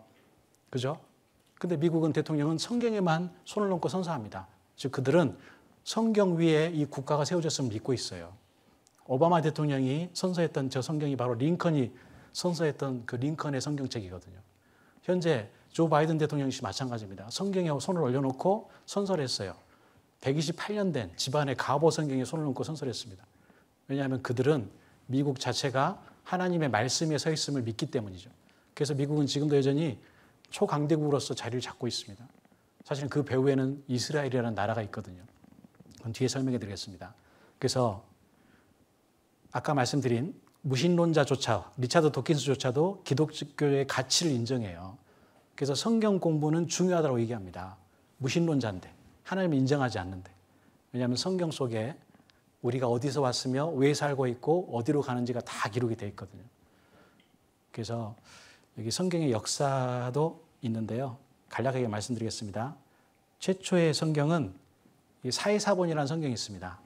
이 사해사본이 1947년에 쿰란 동굴이라는 동굴에서 발견이 됐는데 이 성경이 가지고 있는 의미가 뭐냐면요. 원래 사해사본이 발견되기 전에 가장 오래된 사본은 성경 사본은 마소라 사본입니다. 여러분 성경은 진본이 없어요. 사본만 있습니다. 어떤 분은 그래요. 성경이 진본이 없는데 어떻게 믿을 수 있냐. 오히려 사본이 있기 때문에 진본은 없고 사본만 있기 때문에 그게 원본이 무엇인지를 알 수가 있어요. 만약에 진본이 있다면 만약에 진본을 고쳐 써버려요. 어떤 사람이 나쁜 의도를 가지고 그럼 성경 자체가 바뀌는 거겠죠. 그죠? 근데 사본들이 여러 가지가 있는데 그 사본들을 비교해 보니까 내용이 똑같아요. 그럼 그 사본은 원래 진짜인 원본에서 그대로 필사를 한 거잖아요. 그렇게 해서 그 사본의 진정성을 우리가 알 수가 있는 겁니다. 좀 어려운 얘기인데 요즘 시중에 발달되어 있는 그 암호화폐, 블록체인 기술이 어찌 보면 이 성경의 사본적인 것을 가져왔다는 생각이 들더라고요. 왜냐하면 그 블록체인 기술 방식에는요, 한 사람이 독점하는 정보가 없습니다. 여러 사람이 다 골고루게 나눠 가지고 있어요. 근데 그 정보들을 비교해 봐서 틀린 부분이 있다면 그건 가짜 정보잖아요. 반드시 동일해야 그 정보를 인정해 줍니다. 마찬가지로 성경도 똑같습니다. 근데 성경이 사해사본이 발견되기 전에 마소라 사본이 있었는데 그래서 사람들이 이 성경을 가지고 이렇게 얘기한 거예요. 예수님 전에 기록된 사본이 없으니까 야 성경은 예수님 오신 이후에 예수님께서 어떻게 돌아가신 것을 알게 된 사람들이 고쳐 쓴 거다 이렇게 얘기한 거예요.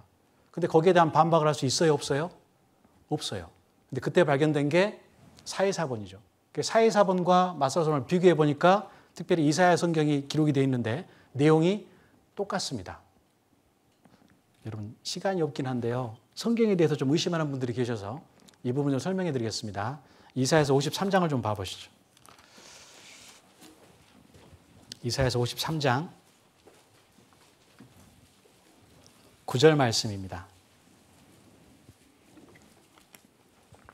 53장 9절 말씀 같이 읽으실까요?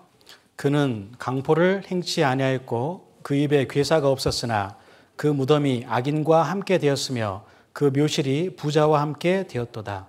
여기서 이사야서 53장은 예수님 이 땅에 오시기 전 700년 전에 예언된 거거든요. 특별히 이사야 53장은 예수님께서 이 땅에 오셔서 무슨 일을 할 것인지가 정확하게 기록되어 있는 아주 복음의 진수입니다. 근데 이거는 예수님이 태어나시기 전에 700년 전에 기록된 거예요. 근데 그 말씀 중에 방금 읽었던 9절 말씀 여러분 무슨 말인지 이해가 되세요? 좀 수수께끼 같지 않습니까? 뒷부분에 특히 그 무덤이 악인과 함께 되었으며 그 묘실이 부자와 함께 되었도다. 이걸 읽었던 처음 읽은 사람들 이해할 수 있을까요? 없을까요? 없습니다. 그런데 이 말씀대로 예수님께서 이 땅에 오셔서 십자가에 못 박혀 돌아가시면서 이제 장사된 이후에 사흘 만에 부활하셨는데 예수님의 무덤이 꼭 이렇게 됐어요. 뭐냐면 예수님의 무덤이 악인과 함께 되었다라는 무슨 말이냐면 예수님이 못 박혀 돌아가실 때 양 옆에 강도 두 사람이 있었거든요. 그래서 그날 십자가형을 받는 사람이 몇 명이에요? 총 1+2 하니까 3명이죠. 그럼 그때 무덤이 몇 개가 입이 됐을까요? 3개가 입이 되어 있습니다. 누구를 위해서요? 십자가에 못 박혀 죽을 악인들 2명과 예수님을 위해서. 그 말입니다. 그 무덤이 악인과 함께 되었어요. 예수님은 그 무덤에 들어가지 않으셨어요.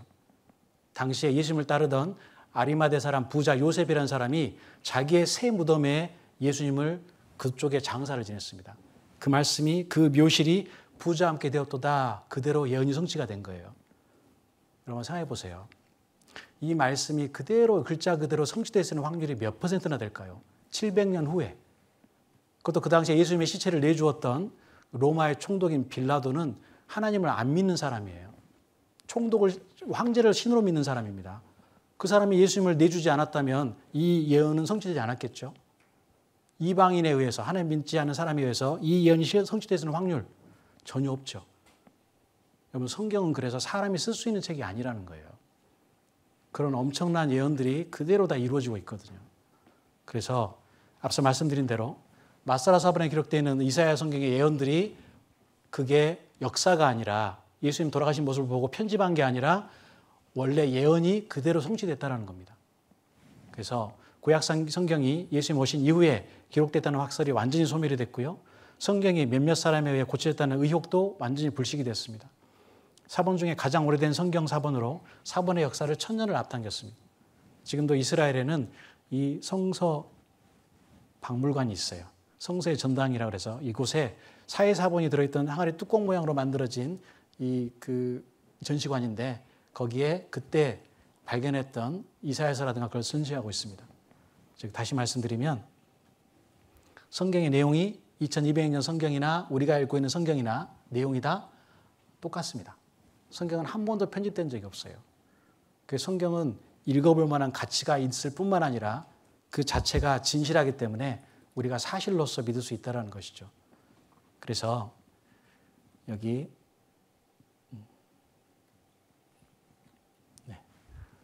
성경에 기록된 내용들은 창조의 사실, 그리고 역사적인 사실, 또 인생에 대한 문제에 대한 해결책, 그리고 영적인 사실이 기록되어 있습니다. 특별히 성경에는 역사가 기록이 되어 있어요. 창조의 사실과 역사가. 여러분, 역사는 바꿀 수 있습니까? 없습니까? 지나간 역사는 바꿀 수가 없잖아요. 성경에 기록되어 있는 사람이 확인할 수 없는 그 시대의 오래된 역사들을 살펴보면 거기서 증거가 확실하게 나온다는 거예요. 성경에 기록되어 있는 장소를 살펴보면. 그래서 성경에만 있는 학문이 뭐냐면 성서 고고학입니다. 불교 고고학 이런 거 없어요. 코란 고고학 이런 거 없습니다. 성서 고고학만 있어요. 왜냐하면 성경에 기록되어 있는 장소들을 살펴보면 지금은 도시가 없어졌는데 그곳에 가서 발굴을 해보면 성경대로 그 흔적들이 나온다는 거예요. 그렇게 발견된 곳이 아수르라든가 바벨론이라든가 그런 왕들과 그 역사가 그대로 발굴이 됩니다. 그건 다음 시간에 배워보도록 하겠습니다. 그래서 성경을 하나님께서 살아계심을 보여주는 두 가지 교과서가 첫 번째 하나님께서 창조하신 창조주임을 보여주시는 만물이 있고 그리고 성경이 있다라고 얘기합니다. 여러분 칸트라는 철학자 아십니까? 칸트.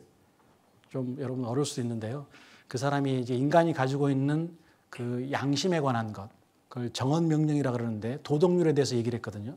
그 사람이 그런 얘기를 했습니다. 하늘에는 반짝이는 별, 내 마음속에는 도덕률.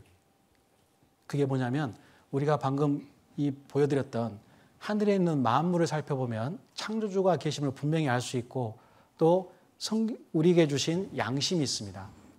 영혼 속에 들이는 양심을 통해서 그것을 우리가 깨달을 수 있다는 거거든요. 그래서 여러분 속에 있는 하나님께서 주신 귀한 그 영혼이 있고 그 영혼을 성경은 하나님께서 주셨다고 말씀하고 계시는 거예요. 그래서 오늘 특별히 이제 남은 시간 동안 하나님께서 세상을 창조하셨다고 말씀하시는데 거기에 대한 성경적인 증거들을 살펴보도록 하겠습니다. 여기 먼저 여러분 성경은 창조를 말씀하시는데요. 세상에서는 진화를 얘기하죠. 그럼 성경의 창조가 맞다는 근거는 뭐냐면 대략적으로 이렇습니다. 아까 말씀드린 대로 무에서는 유가 나올 수 없는 거예요. 아무것도 없는 데서 뭐가 튀어나올 수 없지 않습니까?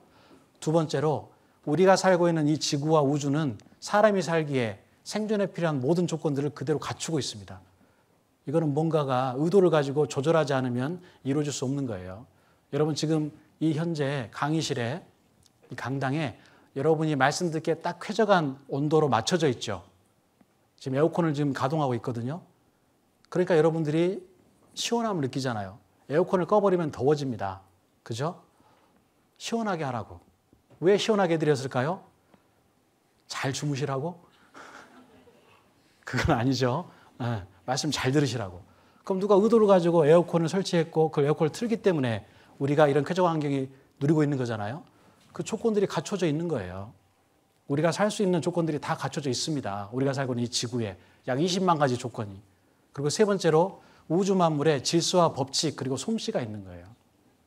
아까 말씀드린 정말 귀한 어떤 작품일수록 뛰어난 능력을 가진 사람들이 만드는 거지 않습니까? 그것처럼 이 우주 만물에 창조주만이 가지고 있는 전지전능한 존재만이 할 수 있는 솜씨와 법칙과 질서가 있어요. 사실 이걸 다 배우려면요, 오늘 집에 못 가세요. 저는 충분한 자료가 있거든요. 하지만 지금 시간은 30분밖에 남지 않았습니다. 40분, 10분까지니까. 시간은 맞춰드릴게요. 첫째 날 어떻게든 맞추려고 합니다. 왜 그럴까요? 내일부터 안 오거든요. 조금 더 늦게 하면. 제가 합리다 할 때, 합리까지 할지라도 시간 되면 끝내겠습니다. 아시겠죠? 혹시라도 제가 넘겨서 하면 크게 외쳐주세요. 목사님, 시간 끝났어요! 그렇게. 아시겠죠? 여기, 그래서 성경에는요, 많은 창조의 사실들이 기록이 되어 있어요. 하나님께서 지구를 창조하시고 우주를 만드시고 하나님만이 알 수 있는 사실들을 성경에 기록해 놓으셨거든요. 그런데 과학은 그거를 알지 못한 상태에 있다가 이제 점점점 사람의 지능이 발달하고 과학이 발달하면서 성경에 있는 기록들이 사실임을 알게 됐습니다. 그 갭이 커요. 여기 별의 숫자라든가 물의 순환, 지구가 공간 위에 떠 있다는 거, 그리고 하늘이 요즘 말하면 암흑물질 얘기하잖아요. 그래서 성경은 검은 하늘이라고 표현하고 있는데 검은 하늘 위에 떠 있다는 거, 그리고 지구가 둥글다는 거, 자전하고 있고 지구의 내부는 불이 뒤집어지는 것 같다는 거, 그리고 번개로 식물을 풍부히 주신다는 거, 태양이 공전한다는 사실이 아주 오래전에, 지금부터 3,500년 전 욥기에 기록이 되어 있고, 그리고 3,000년 전에 시편에 기록이 되어 있습니다. 근데 이걸 이제야 사람들은 과학이 발달하면서 최근에 들어서야 그걸 알게 됐어요. 근데 우리는 이걸 알 수 있습니다.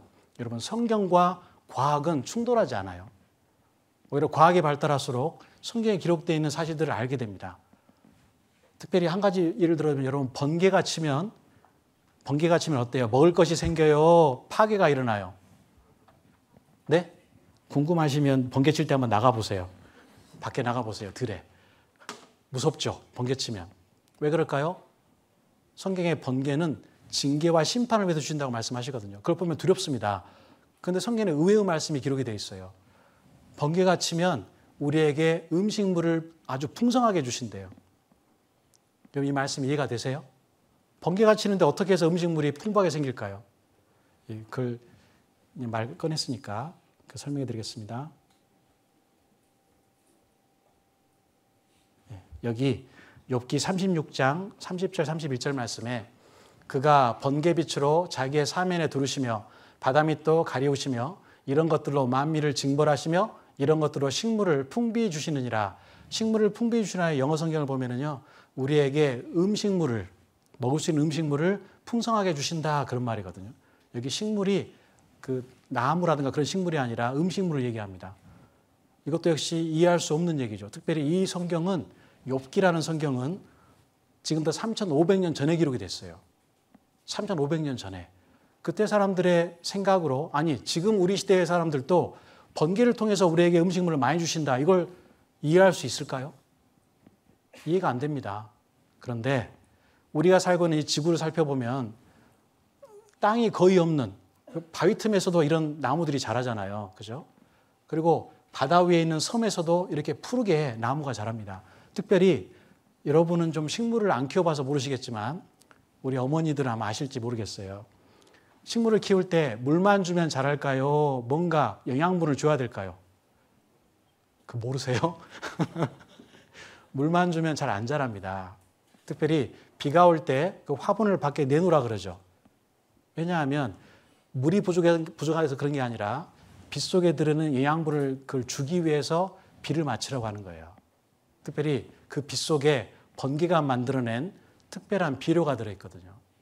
여기 여러분, 공기 중에 질소가 가장 많이 들어있는 건 잘 아시죠? 78%. 사실은 이 비율도 정말 기가 막힙니다. 산소가 21%예요. 만약에 여러분 이 비율에서 아유, 산소가 좀 부족한 것 같네, 산소가 좀 많았으면 좋겠어 라고 해서 산소가 예를 들어 25%가 돼요. 또는 더 돼요. 그럼 어떤 일이 일어날까요? 좋을까요? 숨쉬기 편하니까? 여러분, 금방 늙습니다. 왜냐하면 몸속에 산소가 축적이 되잖아요. 그럼 피곤해지고 피부도 점점점 안 좋아져요. 그 활성산소라 그럽니까? 그런 것들이 쌓이게 되면 사람의 피부도 점점 노쇠되거든요. 그래서 어머니들이 그렇게 비싼 화장품을 쓰는 거예요. 그런 산소를 제거하기 위해서. 또 있어요. 산소가 몸속에 많이 쌓이잖아요. 그럼 금방 피곤해집니다. 운동을 할 때도. 산소가 많으면 금방 피곤해져요. 젖산이나 이런 부분이 잘 쌓여가지고 해소가 안 되거든요. 그리고 여러분, 여기저기서 화재가 나요. 빗질하는데 머리에 산소가 많아져 머리에 불이 붙어요. 정전기가 일어나가지고. 사람 살 수 있을까요? 없을까요? 없습니다. 근데 정확하게 우리가 산소 마스크를 끼지 않아도 되는 그런 농도인데 곳곳에서 정전기로 불이 일어나지 않는 그 21% 산소의 배율이 정확하게 맞게 우리가 살고 있는 지구에 맞춰져 있어요. 이게 과연 저절로 오진 가능할까요? 산소는 어디서 왔을까요? 한 번에 생각해 보셨어요? 그 O2라는 분자가 어떻게 해서 결합돼서 우리가 숨을 쉴 수 있는 산소가 만들어졌을까요? 저절로? 우연히? 빅뱅으로? 아닙니다. 하나님께서 그 비율을 정확히 맞추셨고 특별히 공기 중에 있는 이 질소는요 가장 많이 포함되어 있지만 사실은 식물에게 필요한 게 질소 비료인데 이거는 공기에 있는 상태로는 흡수가 안 됩니다. 특별히 사람에게도 질소는 아주 중요해요. 여러분 질소 어디서 발견하세요? 뭐 살 때 질소가 많이 들어있죠? 네, 질소를 사면 과자를 주잖아요. 그죠? 요즘 워낙 커서 질소가. 그래서 그 질소가 사실은 공기 중에 많이 있는데 그게 우리에게도 필요한 게 뭐냐면 우리의 근육을 유지시켜 줍니다. 질소가 없으면 우리가 이렇게 서 있을 수가 없어요. 식물에게도 마찬가지예요. 질소가 아주 중요한데 문제는 공기 중에 있는 질소로는 흡수가 안 되는 거예요, 식물에게. 그런데 번개가 칠 때 공기 중에 있는 질소가 질산으로 변해서 비를 타고 내려서 식물에게 비료가 됩니다. 나무나 풀들에게. 여기 보시면은요, 공기 중에 있는 질소가 번개가 칠 때 산소와 만나서 일산화질소가 되고 이게 다시 한번 산소와 결합해서 이산화질소가 되고 이제 비가 내릴 때 여기에 들어있는 질산이 비를 타고 내려서 뿌리로 들어가서 이제 질소가 식물에 고정이 되면서 식물에게 비료를 줍니다. 질소 비료를. 그래서 번개가 쳐야만 이 일이 가능하다는 거예요. 근데 이걸 언제 알게 됐냐? 사람들은 1995년에 알게 됐어요. 1995년 9월에야 과학이 발달하면서 지구상에서 연간 10억 톤의 질소가 번개에 의해 질산 등으로 고정화되고 이것이 비를 타고 땅속으로 스며들어 식물에 전달된다고 그걸 이제 알게 된 거예요. 여러분 아까 말씀드린 대로 성경은 번개를 통해서 우리에게 식물을 풍부히 주신다는 게 언제 기록하셨다고요? 3,500년 전에, BC 1500년경에. 여러분 놀랍지 않으세요? 이런 사실들을 어떻게 성경은 기록하고 있을까요? 성경은 하나님께서 세상을 창조하신 증거를 첫 번째 사람에게 믿을 만한 증거로 알려주셨어요. 하나님이 계시다는 것을. 사람은 모르지만 창조주만이 아는 사실을. 여기다 영상 하나 보여드릴게요. 이거 성경을 아는 사람이 만든 게 아니고요. 농업진흥청 같은 그런 데서 만든 거거든요. 자료인데 한번 봐보십시오. 식물을 인공적으로 재배하려면 많은 공부가 필요하고 손도 많이 갑니다. 그런데 자연에서는 관리하는 사람이 없이도 식물이 정말 잘 자랍니다. 왜일까요? 그래서 오늘은 지상의 모든 식물에 비료를 뿌려주는 하늘의 농부인 번개에 대해 이야기해 보려고 합니다. 지구 대기의 78%는 질소로 대기 공기 성분 중 가장 많은 양을 차지하고 있습니다. 그리고 식물이 이용하는 비료 또한 질소이죠. 질소 자체는 식물이 이용할 수 없기 때문에 질소를 식물이 이용 가능한 형태인 암모늄 이온 또는 질산염으로 바꾸어줘야 합니다. 구름에서 번개가 칠 때 번개의 초고압 전류에 의한 강력한 공중방전으로 대기 중의 질소와 산소가 질산염 등으로 결합하여 비와 함께 땅으로 떨어져서 식물이 이용 가능한 비료가 되는 것입니다. 비는 식물의 주식인 질산염을 포함한 양액이었습니다. 역사적으로 번개는 무서운 징벌의 상징이었습니다. 사실 대지의 수많은 수목에 비료를 뿌려주는 역할을 하고 있었는데 말이죠. 네, 이 자료가 마치 성경 말씀하는 것 같잖아요. 그죠? 하나님께서 세상을 만드시고 번개를 주셨어요. 징벌의 상징이기도 하지만 하나님의 계심을 사람에게 두려움을 주는 존재이기도 하지만 우리가 먹을 수 있도록 특별히 가장 첫 번째 우리가 갖고 있는 먹이 피라미드의 가장 아래를 식물이 차지하고 있지 않습니까? 그죠? 그런 나무나 풀들이 그 잘 자라야 동물들이 먹고 자라고 수 있잖아요. 근데 그런 것들을 위해서 우리에게 그걸 예비해 주시고 그걸 주셨다는 겁니다. 그래서 과학은 절대 성경에 어긋나지 않습니다. 하지만 진화론은 어긋나요. 왜냐하면 하나님께서 분명히 종류대로 만드셨다고 말씀하고 계시거든요. 사실은 이걸 다 하나하나 알아보려면 시간이 많이 걸리는데요. 동물에 관한 것도 한번 살펴봐야 될 거 아닙니까? 그죠? 성경은 진화가 아닌 종류대로 만드셨다고 말씀하십니다. 풀과 씨 맺는 채소를 종류대로, 그리고 씨 가진 열매 맺는 과목도 종류대로 만드셨고, 특별히 동물도 큰 물고기, 물에서 번성하여 움직이는 모든 생물, 날개에 있는 모든 새를 종류대로 만드셨다고 말씀하시죠. 여기도 계속해서 반복해서 생물도 종류대로, 생물 중에도 육축, 기는 것, 땅의 짐승을 종류대로 만드셨고, 그래서 현재 우리가 살고 있는 이 지구에 생태계가 존재하고 있다고 말씀하십니다. 여러분, 개는 뭘 낳습니까? 모르세요? 개는 몰라요? 네, 개를 낳죠. 근데 개 중에는 털이 긴 것도 있고 짧은 것도 있죠. 그죠? 키가 작은 것도 있고 큰 것도 있습니다. 늑대같이 생긴 개도 있잖아요. 근데 다 개예요. 개는 개를 낳아요. 한 종이에요. 각각 그 종 내에서 그 소진화라고 말씀드렸잖아요. 그런 모습은 있지만, 하지만 개가 고양이가 되진 않습니다. 고양이는 뭘 낳죠? 네, 고양이를 낳아요. 고양이 중에도 털이 없는 것도 있죠. 또 털이 짧은 것도 있고 긴 것도 있습니다. 그런데 중요한 것은 고양이는 다 고양이를 낳는다는 거예요. 모든 생물들, 모든 동물들은 다 저를 잘 닮은 새끼를 낳죠. 그죠? 여기 보시면 고슴도치도 똑같이 생긴 새끼 낳잖아요. 코끼리는 코끼리 새끼를 낳고, 그죠? 하마는 그대로 생긴 하마를 낳습니다. 팬더는 팬더 낳고요. 이게 어떻게 가능할까요? 미어캣은 미어캣 낳고. 이거 당연하지 않습니까? 근데 사람들은 이게 당연한 게 아니라 저절로 우연이라 그래요. 그래서 종류를 넘어서는 것들이 나온다는 것이죠. 여러분, 근데 종은 절대 종을 넘어서는 어떤 생명을 존재하게 하는 일은 하지 않습니다. 또 이런 말을 하면 라이거라든가 타이온 또는 당나귀 얘기하시더라고요. 당나귀나 노새, 말과 당나귀를 교합시키면 노새가 나옵니다. 그죠? 종이 달라요. 그런데 새로운 종이 나오거든요. 물론 그게 변형으로 나올 수는 있습니다. 근데 문제는 뭐냐? 노새는 생식 능력이 있을까요? 없을까요? 없어요. 종끼리 결합된 것은 다음 대가 나오지 않습니다. 라이거, 타이온 마찬가지예요. 그거는 사실은 어떻게 보면 종으로 볼 수가 없는 겁니다. 왜냐하면 하나님께서 정하신 질서와 법칙이 있어요. 그 DNA라는 구조 속에 개는 개의 종류만 낳게 하셨고, 말은 말 종류만 낳게 하셨고요. 그걸 딱 정해 놓으셨어요. 종류대로. 이 종류를 넘어가는 일은 하지 않습니다. 특별히 DNA는 4개의 아미노산이 연결이 되어 있잖아요. 구아닌, 시토신, 티민, 아데닌, 구아닌, 시토신, 티민 4개가 있는데, 아데닌은 티민하고만 연결이 되어 있죠. 구아닌은 시토신하고만. 그렇게 해서 염기 배열을 이룹니다. 이게 DNA가 여러분 세포 하나에 2m씩 들어있어요.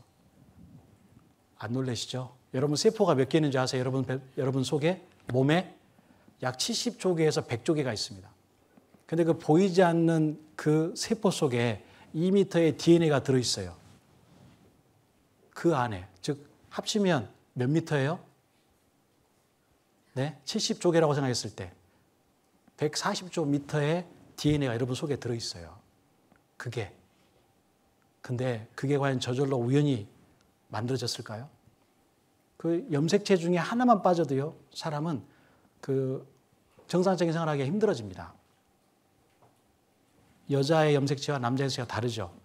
그 염색체 수가 증가하고 더하고 빼기에 따라서 클라인펠터 증후군이라든가 또는 몽골이즘이라든가 이런 다른 염색체 하나만 달라져도 그런 큰 변화가 생기는 거예요.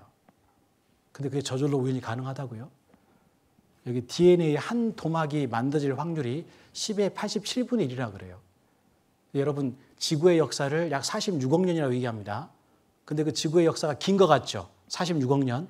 초로 바꾸면 몇 초인지 아세요? 10의 20승초밖에 안 돼요. 20승초. 그러니까 무슨 말이냐면 여기 DNA 한도막이 만들어지려면 10의 87분의 1이 확률이 필요한데 지구의 역사는 10의 20승 초밖에 안 돼요. 즉 똑딱똑딱 할 때마다 변이가 일어나도 DNA 한도막조차 만들어질 시간이 안 된다는 거예요. 확률이 안 된다는 겁니다. 무조건 길다고 해서 되는 게 아니잖아요. 근데 사람들은 그걸 믿고 있어요. 여러분, 하나님은 분명히 말씀하십니다. 종류대로 만드셨다고. 특별히 공중의 새에 대해서 말씀하시면서 이제 모든 짐승에게 물어보라. 그것들이 내게 가르치리라. 공중의 새에게 물어보라. 그것들이 또한 내게 고하리라. 뭘 고하냐면 이것들 중에 어느 것이 여호와의 손이 이를 행하신 줄을 알지 못하랴. 새를 잘 살펴보고 그리고 짐승을 살펴보라고 말씀하세요. 그 속에 하나님의 솜씨와 그리고 그 하나님의 능력이 들어있다고 얘기하시거든요. 특별히 새 중에 특이한 새들이 많이 있지만 첫 번째 이거 보여드릴게요.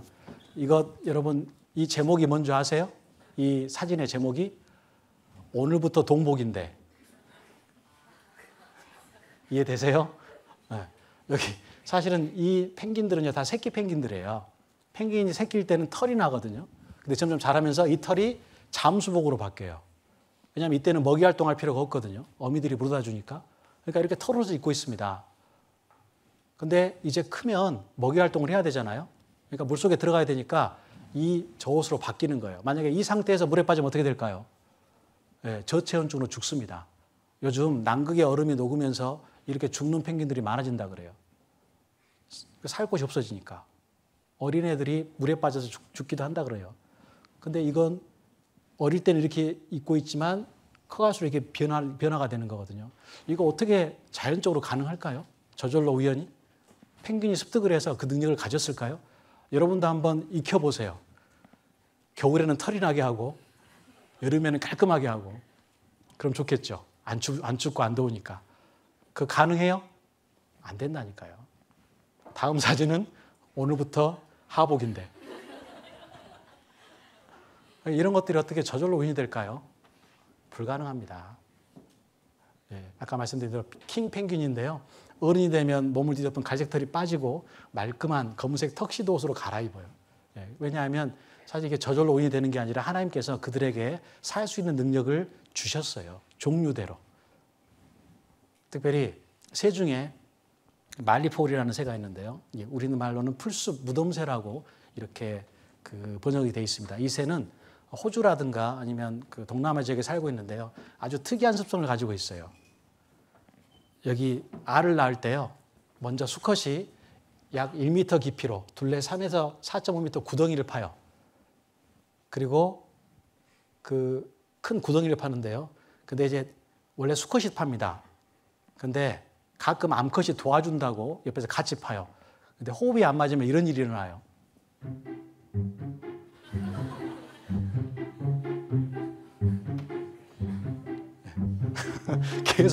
계속 밖으로 내버리는데 얘는 넣고 있잖아요. 그죠? 부부싸움 했는지 모르겠어요. 그리고 계속해서 이걸 파서 이렇게 흙 더미를 만듭니다. 여러분, 근데 이게 이상한 게요. 새끼를 키우려면 둥지를 만들어야 돼요? 무덤을 만들어야 돼요? 둥지를 만들어야 되죠. 보통 새들의 둥지는 이렇게 생기지 않았습니다. 근데 얘는 정말 큰 그 무덤 봉분처럼 이렇게 계속해서 쌓아갑니다. 그리고 이걸 파고 난 다음에 여기에 나뭇가지나 흙을 모아가지고요. 1.5m 정도의 흙 더미를 만들어요. 그리고 거기에 암컷이 이 속에다가 20개에서 35개 정도의 알을 낳고 몇 주에 걸쳐서 그것을 보관합니다. 이거예요. 실제로 있는 말리폴 그 둥지거든요. 여러분, 이게 둥지같이 보여요? 무덤같이 보여요? 무덤이잖아요, 완전히. 어떻게 해서 이들은 이렇게 무덤을 만들 생각을 했을까요? 보통 새들은 둥지를 만드는데. 또 여기 그 안에 이렇게 무덤같이 둥지를 만들어 놓고 알을 넣어놨잖아요. 그 알이 가장 적당한 온도가 33도예요. 부화하기에 가장 적당한 온도가. 근데 이 수컷이요, 기가 막히게 온도를 합니다. 그래서 부리하고 혀를 집어넣어가지고 33도 좀 넘어가잖아요. 그러면 시원하게 해요. 그 위에 있는 것들을 치워가지고. 또 그것을 부리를 통해서 재본 다음에 33도가 내려가잖아요. 더 아래잖아요. 그럼 다시 모아가지고 따뜻하게 합니다. 특별히 아까 말씀드린 나뭇잎이라든가 나뭇가지는요. 그 썩으면 어떻게 될까요? 그 안에서. 썩으면 뭐가 생길까요? 열이 생겨요. 열이. 여러분 시골집에 혹시 가본 적 있으세요? 시골 외가라든가? 그 한쪽에 아마 퇴비를 쌓아놓은 집도 있을지 모르겠어요. 그 퇴비가 그 동물들의 배설물이라든가 나뭇잎 같은 것을 같이 모아놓거든요. 그럼 이게 점점 썩어가지고 거름이 됩니다.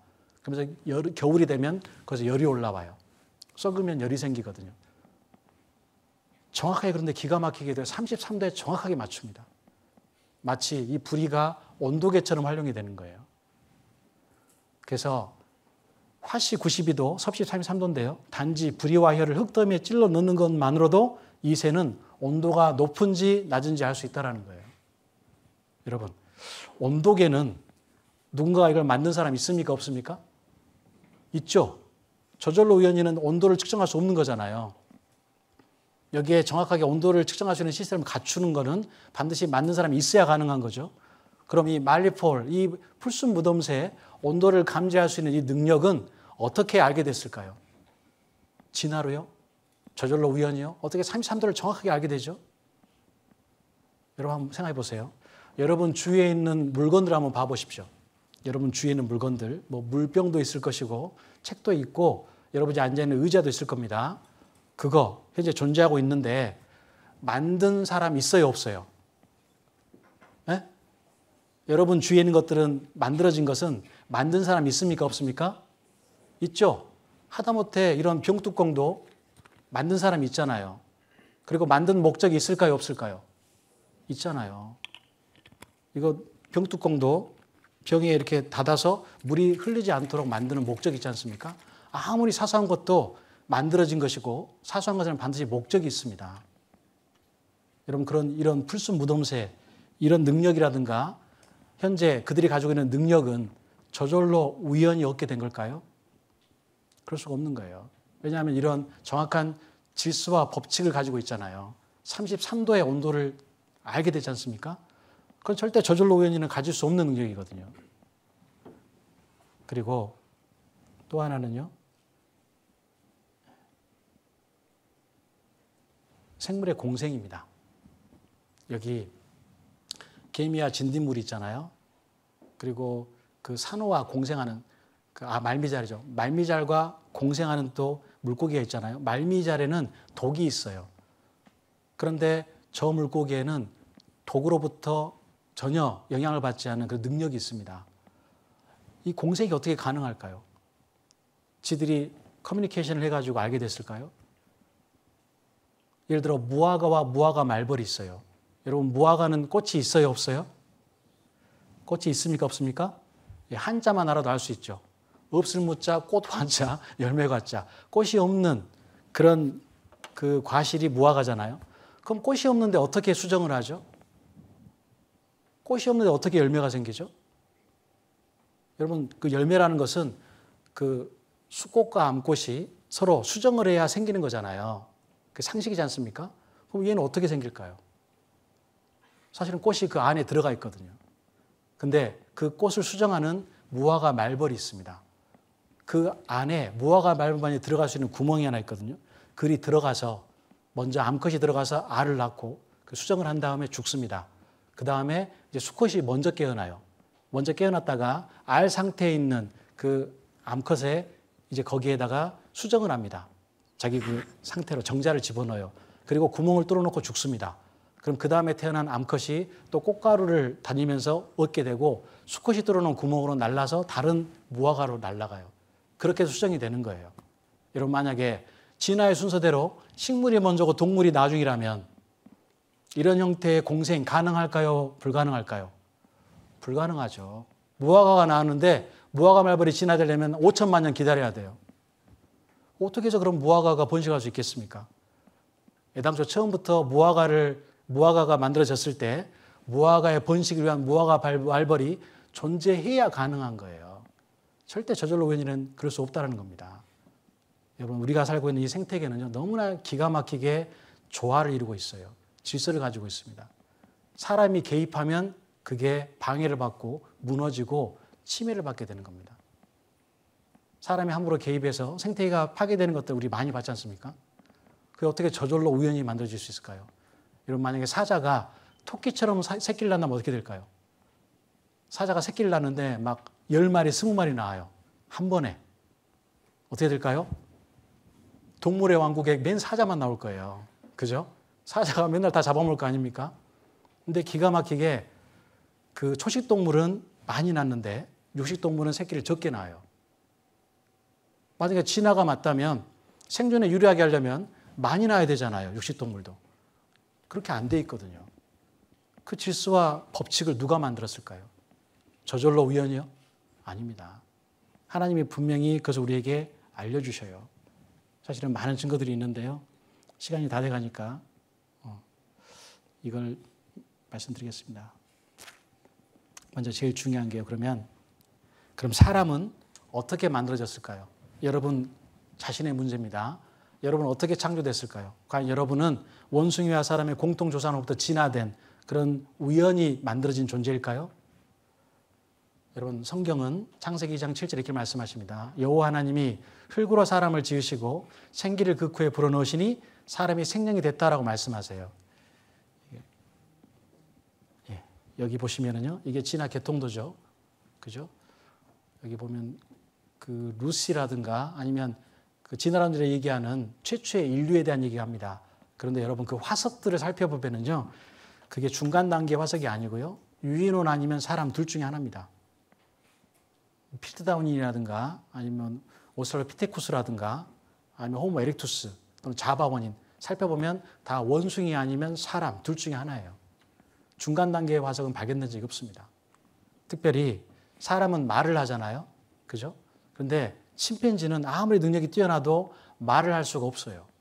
왜냐하면 사람의 뇌 속에 두 가지 중요한 영역이 있어요. 언어를 하기 위해서는 브로카 영역과 베르니케 영역이라는 게 있어야 됩니다. 뭐냐면 브로카 영역은 언어를 구사하는 거예요. 말을 해야 되는 것이죠. 근데 이게 없으면 말을 못 합니다. 또 베르니케 영역은 뭐냐면 상대방의 말을 이해해야 돼요. 그래야 대화가 가능할 거 아닙니까? 그런데 침팬지는요, 아무리 지능이 뛰어나도요, 이런 말을 할 수 있는 능력이 없어요. 기본적으로 뇌에 그런 유전자가 없거든요. 그래서 언어 유전자가 없으면 평생 배워도 말을 못 합니다. 유전자가 없으면. 근데 원숭이에는 그런 능력이 없어요. 유전자 자체가 없습니다. 또 이것도 하나 더 있는데, 여러분 사람은 태어날 때 설골을 가지고 태어난다 그래요. 설골. 혀 아래에 뼈가 있는데요. 이게 사실은 보면은요, 침팬지도 설골이 있습니다. 설골이 있는데 차이점은 뭐냐면 사람은 아기 때는 설골과 후두가 가까이 있어요. 침팬지처럼. 그러니까 아이들이 말을 못하는 거예요. 표현하려고 하면 물론 단어의 뜻도 알아야 되지만 말을 분명하게 하려면 설골과 후두 사이에 공간이 있어야 되거든요. 그런데 사람은 점점 커가면서 설골과 후두 사이에 그 갭이 생깁니다. 차이가 생겨요. 그래서 말을 하는 거예요. 하지만 침팬지는 아무리 시간이 지나도 이 설골과 후두 사이에 공간이 그대로 있습니다. 그러니까 말을 할 수가 없는 거예요. 아무리 진화가 된다고 할지라도. 여러분, 하나님께서 여러분을 만드셨어요. 우리를 만드셨습니다. 몸은 흙으로 만들었습니다. 그래서 내 몸을 흙으로 뭉치듯 하셨고, 그래서 결국 우리는 흙으로 돌아가죠. 사람의 구성 성분이 흙과 똑같다는 것이 과학적으로 입증이 됐어요. 우리 몸을 구성하고 있는 칼슘이라든가 염소, 나트륨, 칼륨 이런 것들이 다 흙과 같은 물질이라는 것이 알려졌거든요. 실제로 우리 몸의 구성 성분은 흙과 똑같습니다. 그래서 사람이 죽은 다음에 매장을 하면 오랜 시간 지난 다음에 가보면 어때요? 아무것도 안 남습니다. 왜냐하면 사람 몸 중에 가장 단단한 게 뭔지 아세요? 사람 몸 중에 가장 단단한 게 뭘까요? 엄마에게 항상 에이 석두야, 너는 누굴 닮아서 이렇게 멍청하냐 말을 들었던 분은 머리라고 생각하시겠지만 머리가 아니라 어딜까요? 치아예요, 치아. 치아가 가장 단단합니다. 그런데 이 치아도 시간이 지나면 어떻게 될까요? 다 없어져요. 다 사라지죠. 왜냐하면 원래 흙에서 왔기 때문에 흙으로 돌아가는 거예요. 그래서 하나님께서 흙으로 사람을 만드셨습니다. 또 각종 들짐승과 새도 흙으로 만들었어요. 그런데 사람에게만 주신 게 있어요. 하나님이 생기를 흙으로 만든 사람에게 그 코에 불어넣으시니 사람이 생명이 된지라고 말씀하시거든요. 동물에게는 이런 말씀 없습니다. 즉 하나님이 창세기 1장 27절에 하나님이 자기 형상 곧 하나님의 형상대로 사람을 창조하시되 남자와 여자를 창조하시고 하나님이 하나님의 형상대로 사람을 만드셨다고 말씀하십니다. 근데 한번 생각해 보십시오. 여러분 하나님 보여요 안 보여요? 안 보이죠. 근데 아까 여기 하나님의 형상으로 만드셨다고 되어 있거든요. 안 보이시는데 그럼 우리도 안 보여야 되잖아요. 그죠? 이거 무슨 말씀일까요? 몸은 흙으로 만드시고 흙으로 만든 몸 속에 하나님의 형상인 영혼을 넣어주셨어요. 그래서 성경에 보면 하나님은 영이시기 때문에 살과 뼈가 없고 보이지 않는다고 말씀하시거든요. 그 영의 하나님께서 영으로 계신 하나님께서 흙으로 만든 사람 안에 하나님을 닮은 영혼, 자기 형상을 넣어주셨습니다.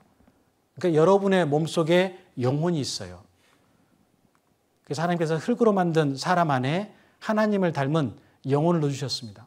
그래서 우리는 육신에 속한 존재이기도 하지만 영을 가진 존재예요.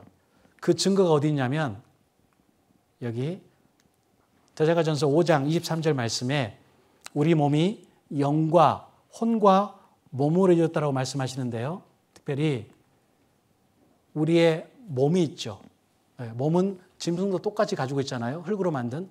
그래서 우리에게 있는 몸의 욕구는 식욕과 성욕과 명예욕이 있습니다. 음식이 있으면 먹고 싶고 이성이 있으면 사귀고 싶고 어떤 무리가 있으면 1등이 되고 싶어요. 동물도 마찬가지죠. 그죠? 그리고 우리에게는 혼의 욕구가 있습니다. 이건 뭐냐면 지정의예요. 길을 가다가 그죠? 담장 너머로 장미가 이렇게 튀어나와 있어요. 그걸 보면 많은 꽃들 중에 그 꽃이 장미인 줄 아시죠? 그죠?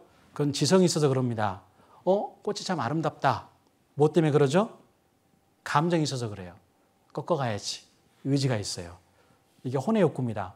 동물에게는 이 혼의 욕구 있을까요? 없을까요? 없을까요? 이게 궁금하시면 길 가다가 지나가는 개 꼬리를 한번 세게 잡아당겨 보세요. 어떻게 될까요? 개가 으르릉 되겠죠. 왜 으르릉 되죠? 네, 감정이 있어서 그래요. 동물에게는 지정의가 있습니다. 근데 동물의 혼은 육혼이에요. 그래서 죽으면 끝나는 거예요. 어떤 분들 가끔 물어봅니다. 내가 사랑하는 해피가 천국 갈 수 있을까요? 물어봐요. 해피는 천국 못 갑니다. 죽으면 끝이거든요. 저는 그것 때문에 말씀 안 듣는 분도 만나봤어요. 집에 있는 개를 너무나 사랑해서 그 개가 천국에 못 가는데 내가 뭐하러 천국 가겠냐고. 안타깝습니다. 왜냐하면 자기를 짐승과 동격으로 보거든요. 거듭 말씀드립니다. 여러분은 짐승처럼 만든 게 아니에요. 여러분은 하나님을 닮은 이 영을 가지고 있습니다. 우리에게 영이 있는 걸 어떻게 아느냐? 세 가지 특징이 있습니다. 영은 종교심이 있어요. 여러분 뭔가 어려운 일이 있을 때 신을 찾는 마음이 있습니다. 여러분 중에 여러분이 혹시 그 개나 고양이를 기르는데 여러분이 기르는 고양이 중에 기도하면서 우리 주인이 저에게 차우추를 많이 주게 해주세요. 이렇게 기도하는 고양이 본 적 있으세요? 없으세요? 있으세요? 한번 데리고 와보세요. 없죠? 고양이나 개는 기도하지 않습니다. 하지만 사람은 기도해요. 뭔가 어려운 일이 닥칠 때. 글자가 없는 아마존에 사는 벌거벗고 사는 종족일지라도 그들이 언어는 없을지라도 믿는 대상은 있어요. 큰 짐승, 큰 나무가 있으면 거기에 대해서 기도하고 뭔가 소원을 바랍니다. 사람만 그래요. 왜 그럴까요? 사람에겐 종교심이 있습니다. 신을 찾는 마음이 있어요. 또 사람에겐 양심이 있습니다. 여러분 나쁜 짓 하면 어때요? 심장 뛰어요 안 뛰어요? 빨리 뛰어요 안 뛰어요? 물론 양심이 무뎌지면 안 뛸 수도 있겠지만 나쁜 일 하면 솔직히 막 심장이 뛰잖아요. 제가 들었던 얘기인데요. 저희 장모님 친구분 중에 아이가 어렸을 때 오락실을 몇개 다녔대요. 거짓말하고 중학교 때. 그러니까 그 어머니가 그랬대요. 너 자꾸 그렇게 오락실 다니면 이마에 오락실 다니는 애라고 써진다. 그렇게 얘기했대요. 근데 이 아이가 아주 순진한 모양이에요. 그날도 어김없이 오락실을 다녀왔나 봅니다. 집에 늦게 들어왔어요. 근데 집에 오면서 이렇게 집 앞에 있는 거울에 가가지고 이렇게 보더래요. 이렇게. 뭘 봤을까요? 오락실 다녀온 애 써져 있는 거 본 거예요. 네, 순진하죠. 왜 그런 행동을 할까요? 양심이 있는 거예요. 양심이 있는 거예요. 여러분 죄를 짓는 곳에 반드시 심판이 있어야 됩니다. 그게 양심을 주신 이유거든요. 동물에게는 양심이 없어요. 그러니까 주인집에서 기르는 개가 주인집 아들을 물어 죽여도 주인 보고 꼬리치잖아요. 밥 달라고. 왜 그렇죠? 양심이 없어서 그래요. 근데 사람은 어떻습니까? 정말 자기만 아는 일, 자기와 상대방만이 아는 일, 그런 일을 했을 때 마음이 답답하고 이렇게 정말 불안하지 않습니까? 하늘 무서운 줄 알라라는 말이 왜 나왔겠습니까? 반드시 그 양심에 따라서 심판받는 때가 있다라는 거예요. 그리고 사람에게는 영혼을 사모하는 마음이 있습니다. 여러분, 이 영혼이 있다라는 증거를 많은 사람들이 경험을 했어요. 이거를 Near Death Experience라고 그러거든요. 그 임사체험 또는 근사체험이라고 그러는데 이걸 경험한 많은 사람들이 있습니다. 여기에 대한 영상 하나 보여드릴게요. 한번 봐보십시오. 1960년대부터 사후세계를 연구하며 Near Death Experience, 일명 임사체험이라는 단어를 처음 사용한 임사체험 분야의 최고 권위자, 미국의 심리학자 레이먼드 무디. 이 무디가 1975년 발표한 책 3 이후의 삶은요, 그가 60년대부터 10여 년간 임사체험을 한 약 150명과 인터뷰한 내용을 담고 있습니다. 레이먼드 무디는요, 임사체험을 한 약 150명에게서 아주 놀라운 점을 발견했는데요. 사후세계, 그 문턱에 다녀온 사람들의 증언이 정말 놀랍게도 닮아 있다라는 겁니다. 아, 따로따로 했는데? 그렇습니다. 우와. 이게 지금 150명이나 되는 사람을 인터뷰했는데 다 비슷하게 얘기한 거면 경험한 진짜로 사람들의 체험담이 공통된 거의 증언이라는 얘기 똑같다는 거예요. 아니에요. 믿음직한 거죠. 자, 죽음을 경험한 사람들의 첫 번째 공통 증언, 뭐래요? 바로 유체 이탈. 죽은 자, 자기를 영화에서 봤다는 보셨을 겁니다. 영혼이 몸에서 이게 빠져나온 현상, 이걸 말하는 건데요. 실제로 1984년 미국에 살던 마리아는 갑자기 심장마비가 와 병원으로 옮겨졌는데요. 그런데 바로 그때 갑자기 몸이 왜 붕 뜨지? 자신의 영혼이 두능실 떠오르는 걸 느꼈고요. 아래를 내려다보니 의료진에 둘러싸여 응급조치를 받고 있는 자신을 발견했다는 겁니다. 근데 정말 놀라운 건요, 유체 이탈을 한 마리아의 영혼이 병원을 둘러보다 3층 테라스에서 테니스화를 발견한 겁니다. 그리고 그 뒤 의료진의 응급조치로 다행히 마리아는 의식을 되찾았는데요. 3층 테라스에 테니스화가 있었어요. 마리아가 자신이 본 걸 의료진에게 얘기를 했고, 이 말을 들은 의료진이 3층 테라스에 가봤는데 정말로 그곳에 테니스화가 있었다고 합니다. 야, 이거는 진짜 소름인데. 자, 이어서 죽음을 경험한 사람들의 두 번째 공통 증언, 음. 하얀 터널. 강렬한 빛이 나는 터널로 빨려 들어간다라는 겁니다. 1982년 미국 네바다주에서 암 투병 중 숨을 거뒀다 깨어난 제이컵.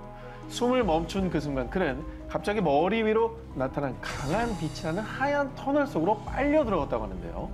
그런데 터널을 지날 때 그의 눈앞에 펼쳐진 광경, 바로 태어날 때부터 눈을 감은 순간까지 자신의 모습이 파노라마처럼 지나갔다는 겁니다. 이게 바로 그 죽음을 경험하는 사람들이 공통으로 느끼는 거거든요. 죽어 있는 자기를 보고, 그리고 자신의 삶 속에 있었던 모든 죄라든가 그런 것들이 순식간에 지나갔다는 거예요. 각각의 공통적인 증언입니다. 여러분, 특별히 성경은 하나님이 영을 가진 존재라고 말씀하세요. 앞서 우리가 살펴봤던 나는 어디서 왔는가? 하나님께서 여러분을 창조하셨습니다. 그럼 하나님께서 왜 창조하셨는가? 여러분은 정말 존귀한 존재예요. 존귀한 영을 가진 존재입니다. 그래서 그걸 찾기 위해서 우리에게 성경을 주셨고 이 말씀을 듣게 하시는 겁니다. 특별히 그 존귀함을 알지 못할 때 짐승처럼 멸망하게 되거든요.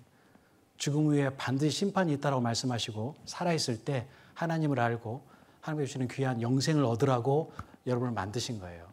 그러니까 남은 시간 잘 집중하셔서 꼭 하나님께서 원하시는, 정말 여러분이 구원받기를 원하시는 그 뜻이 여기 계신 모든 분들에게 임하길 바랍니다. 기도하고 마치겠습니다. 하나님 감사합니다.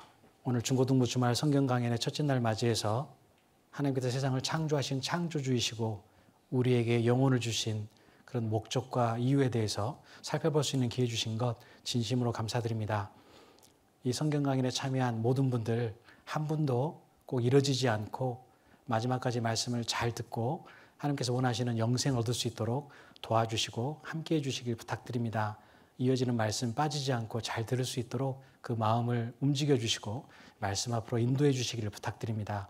돌아가는 발걸음도 안전하게 지켜주시길 바라며 우리를 사랑하시는 예수님 이름으로 감사하며 기도드립니다. 아멘.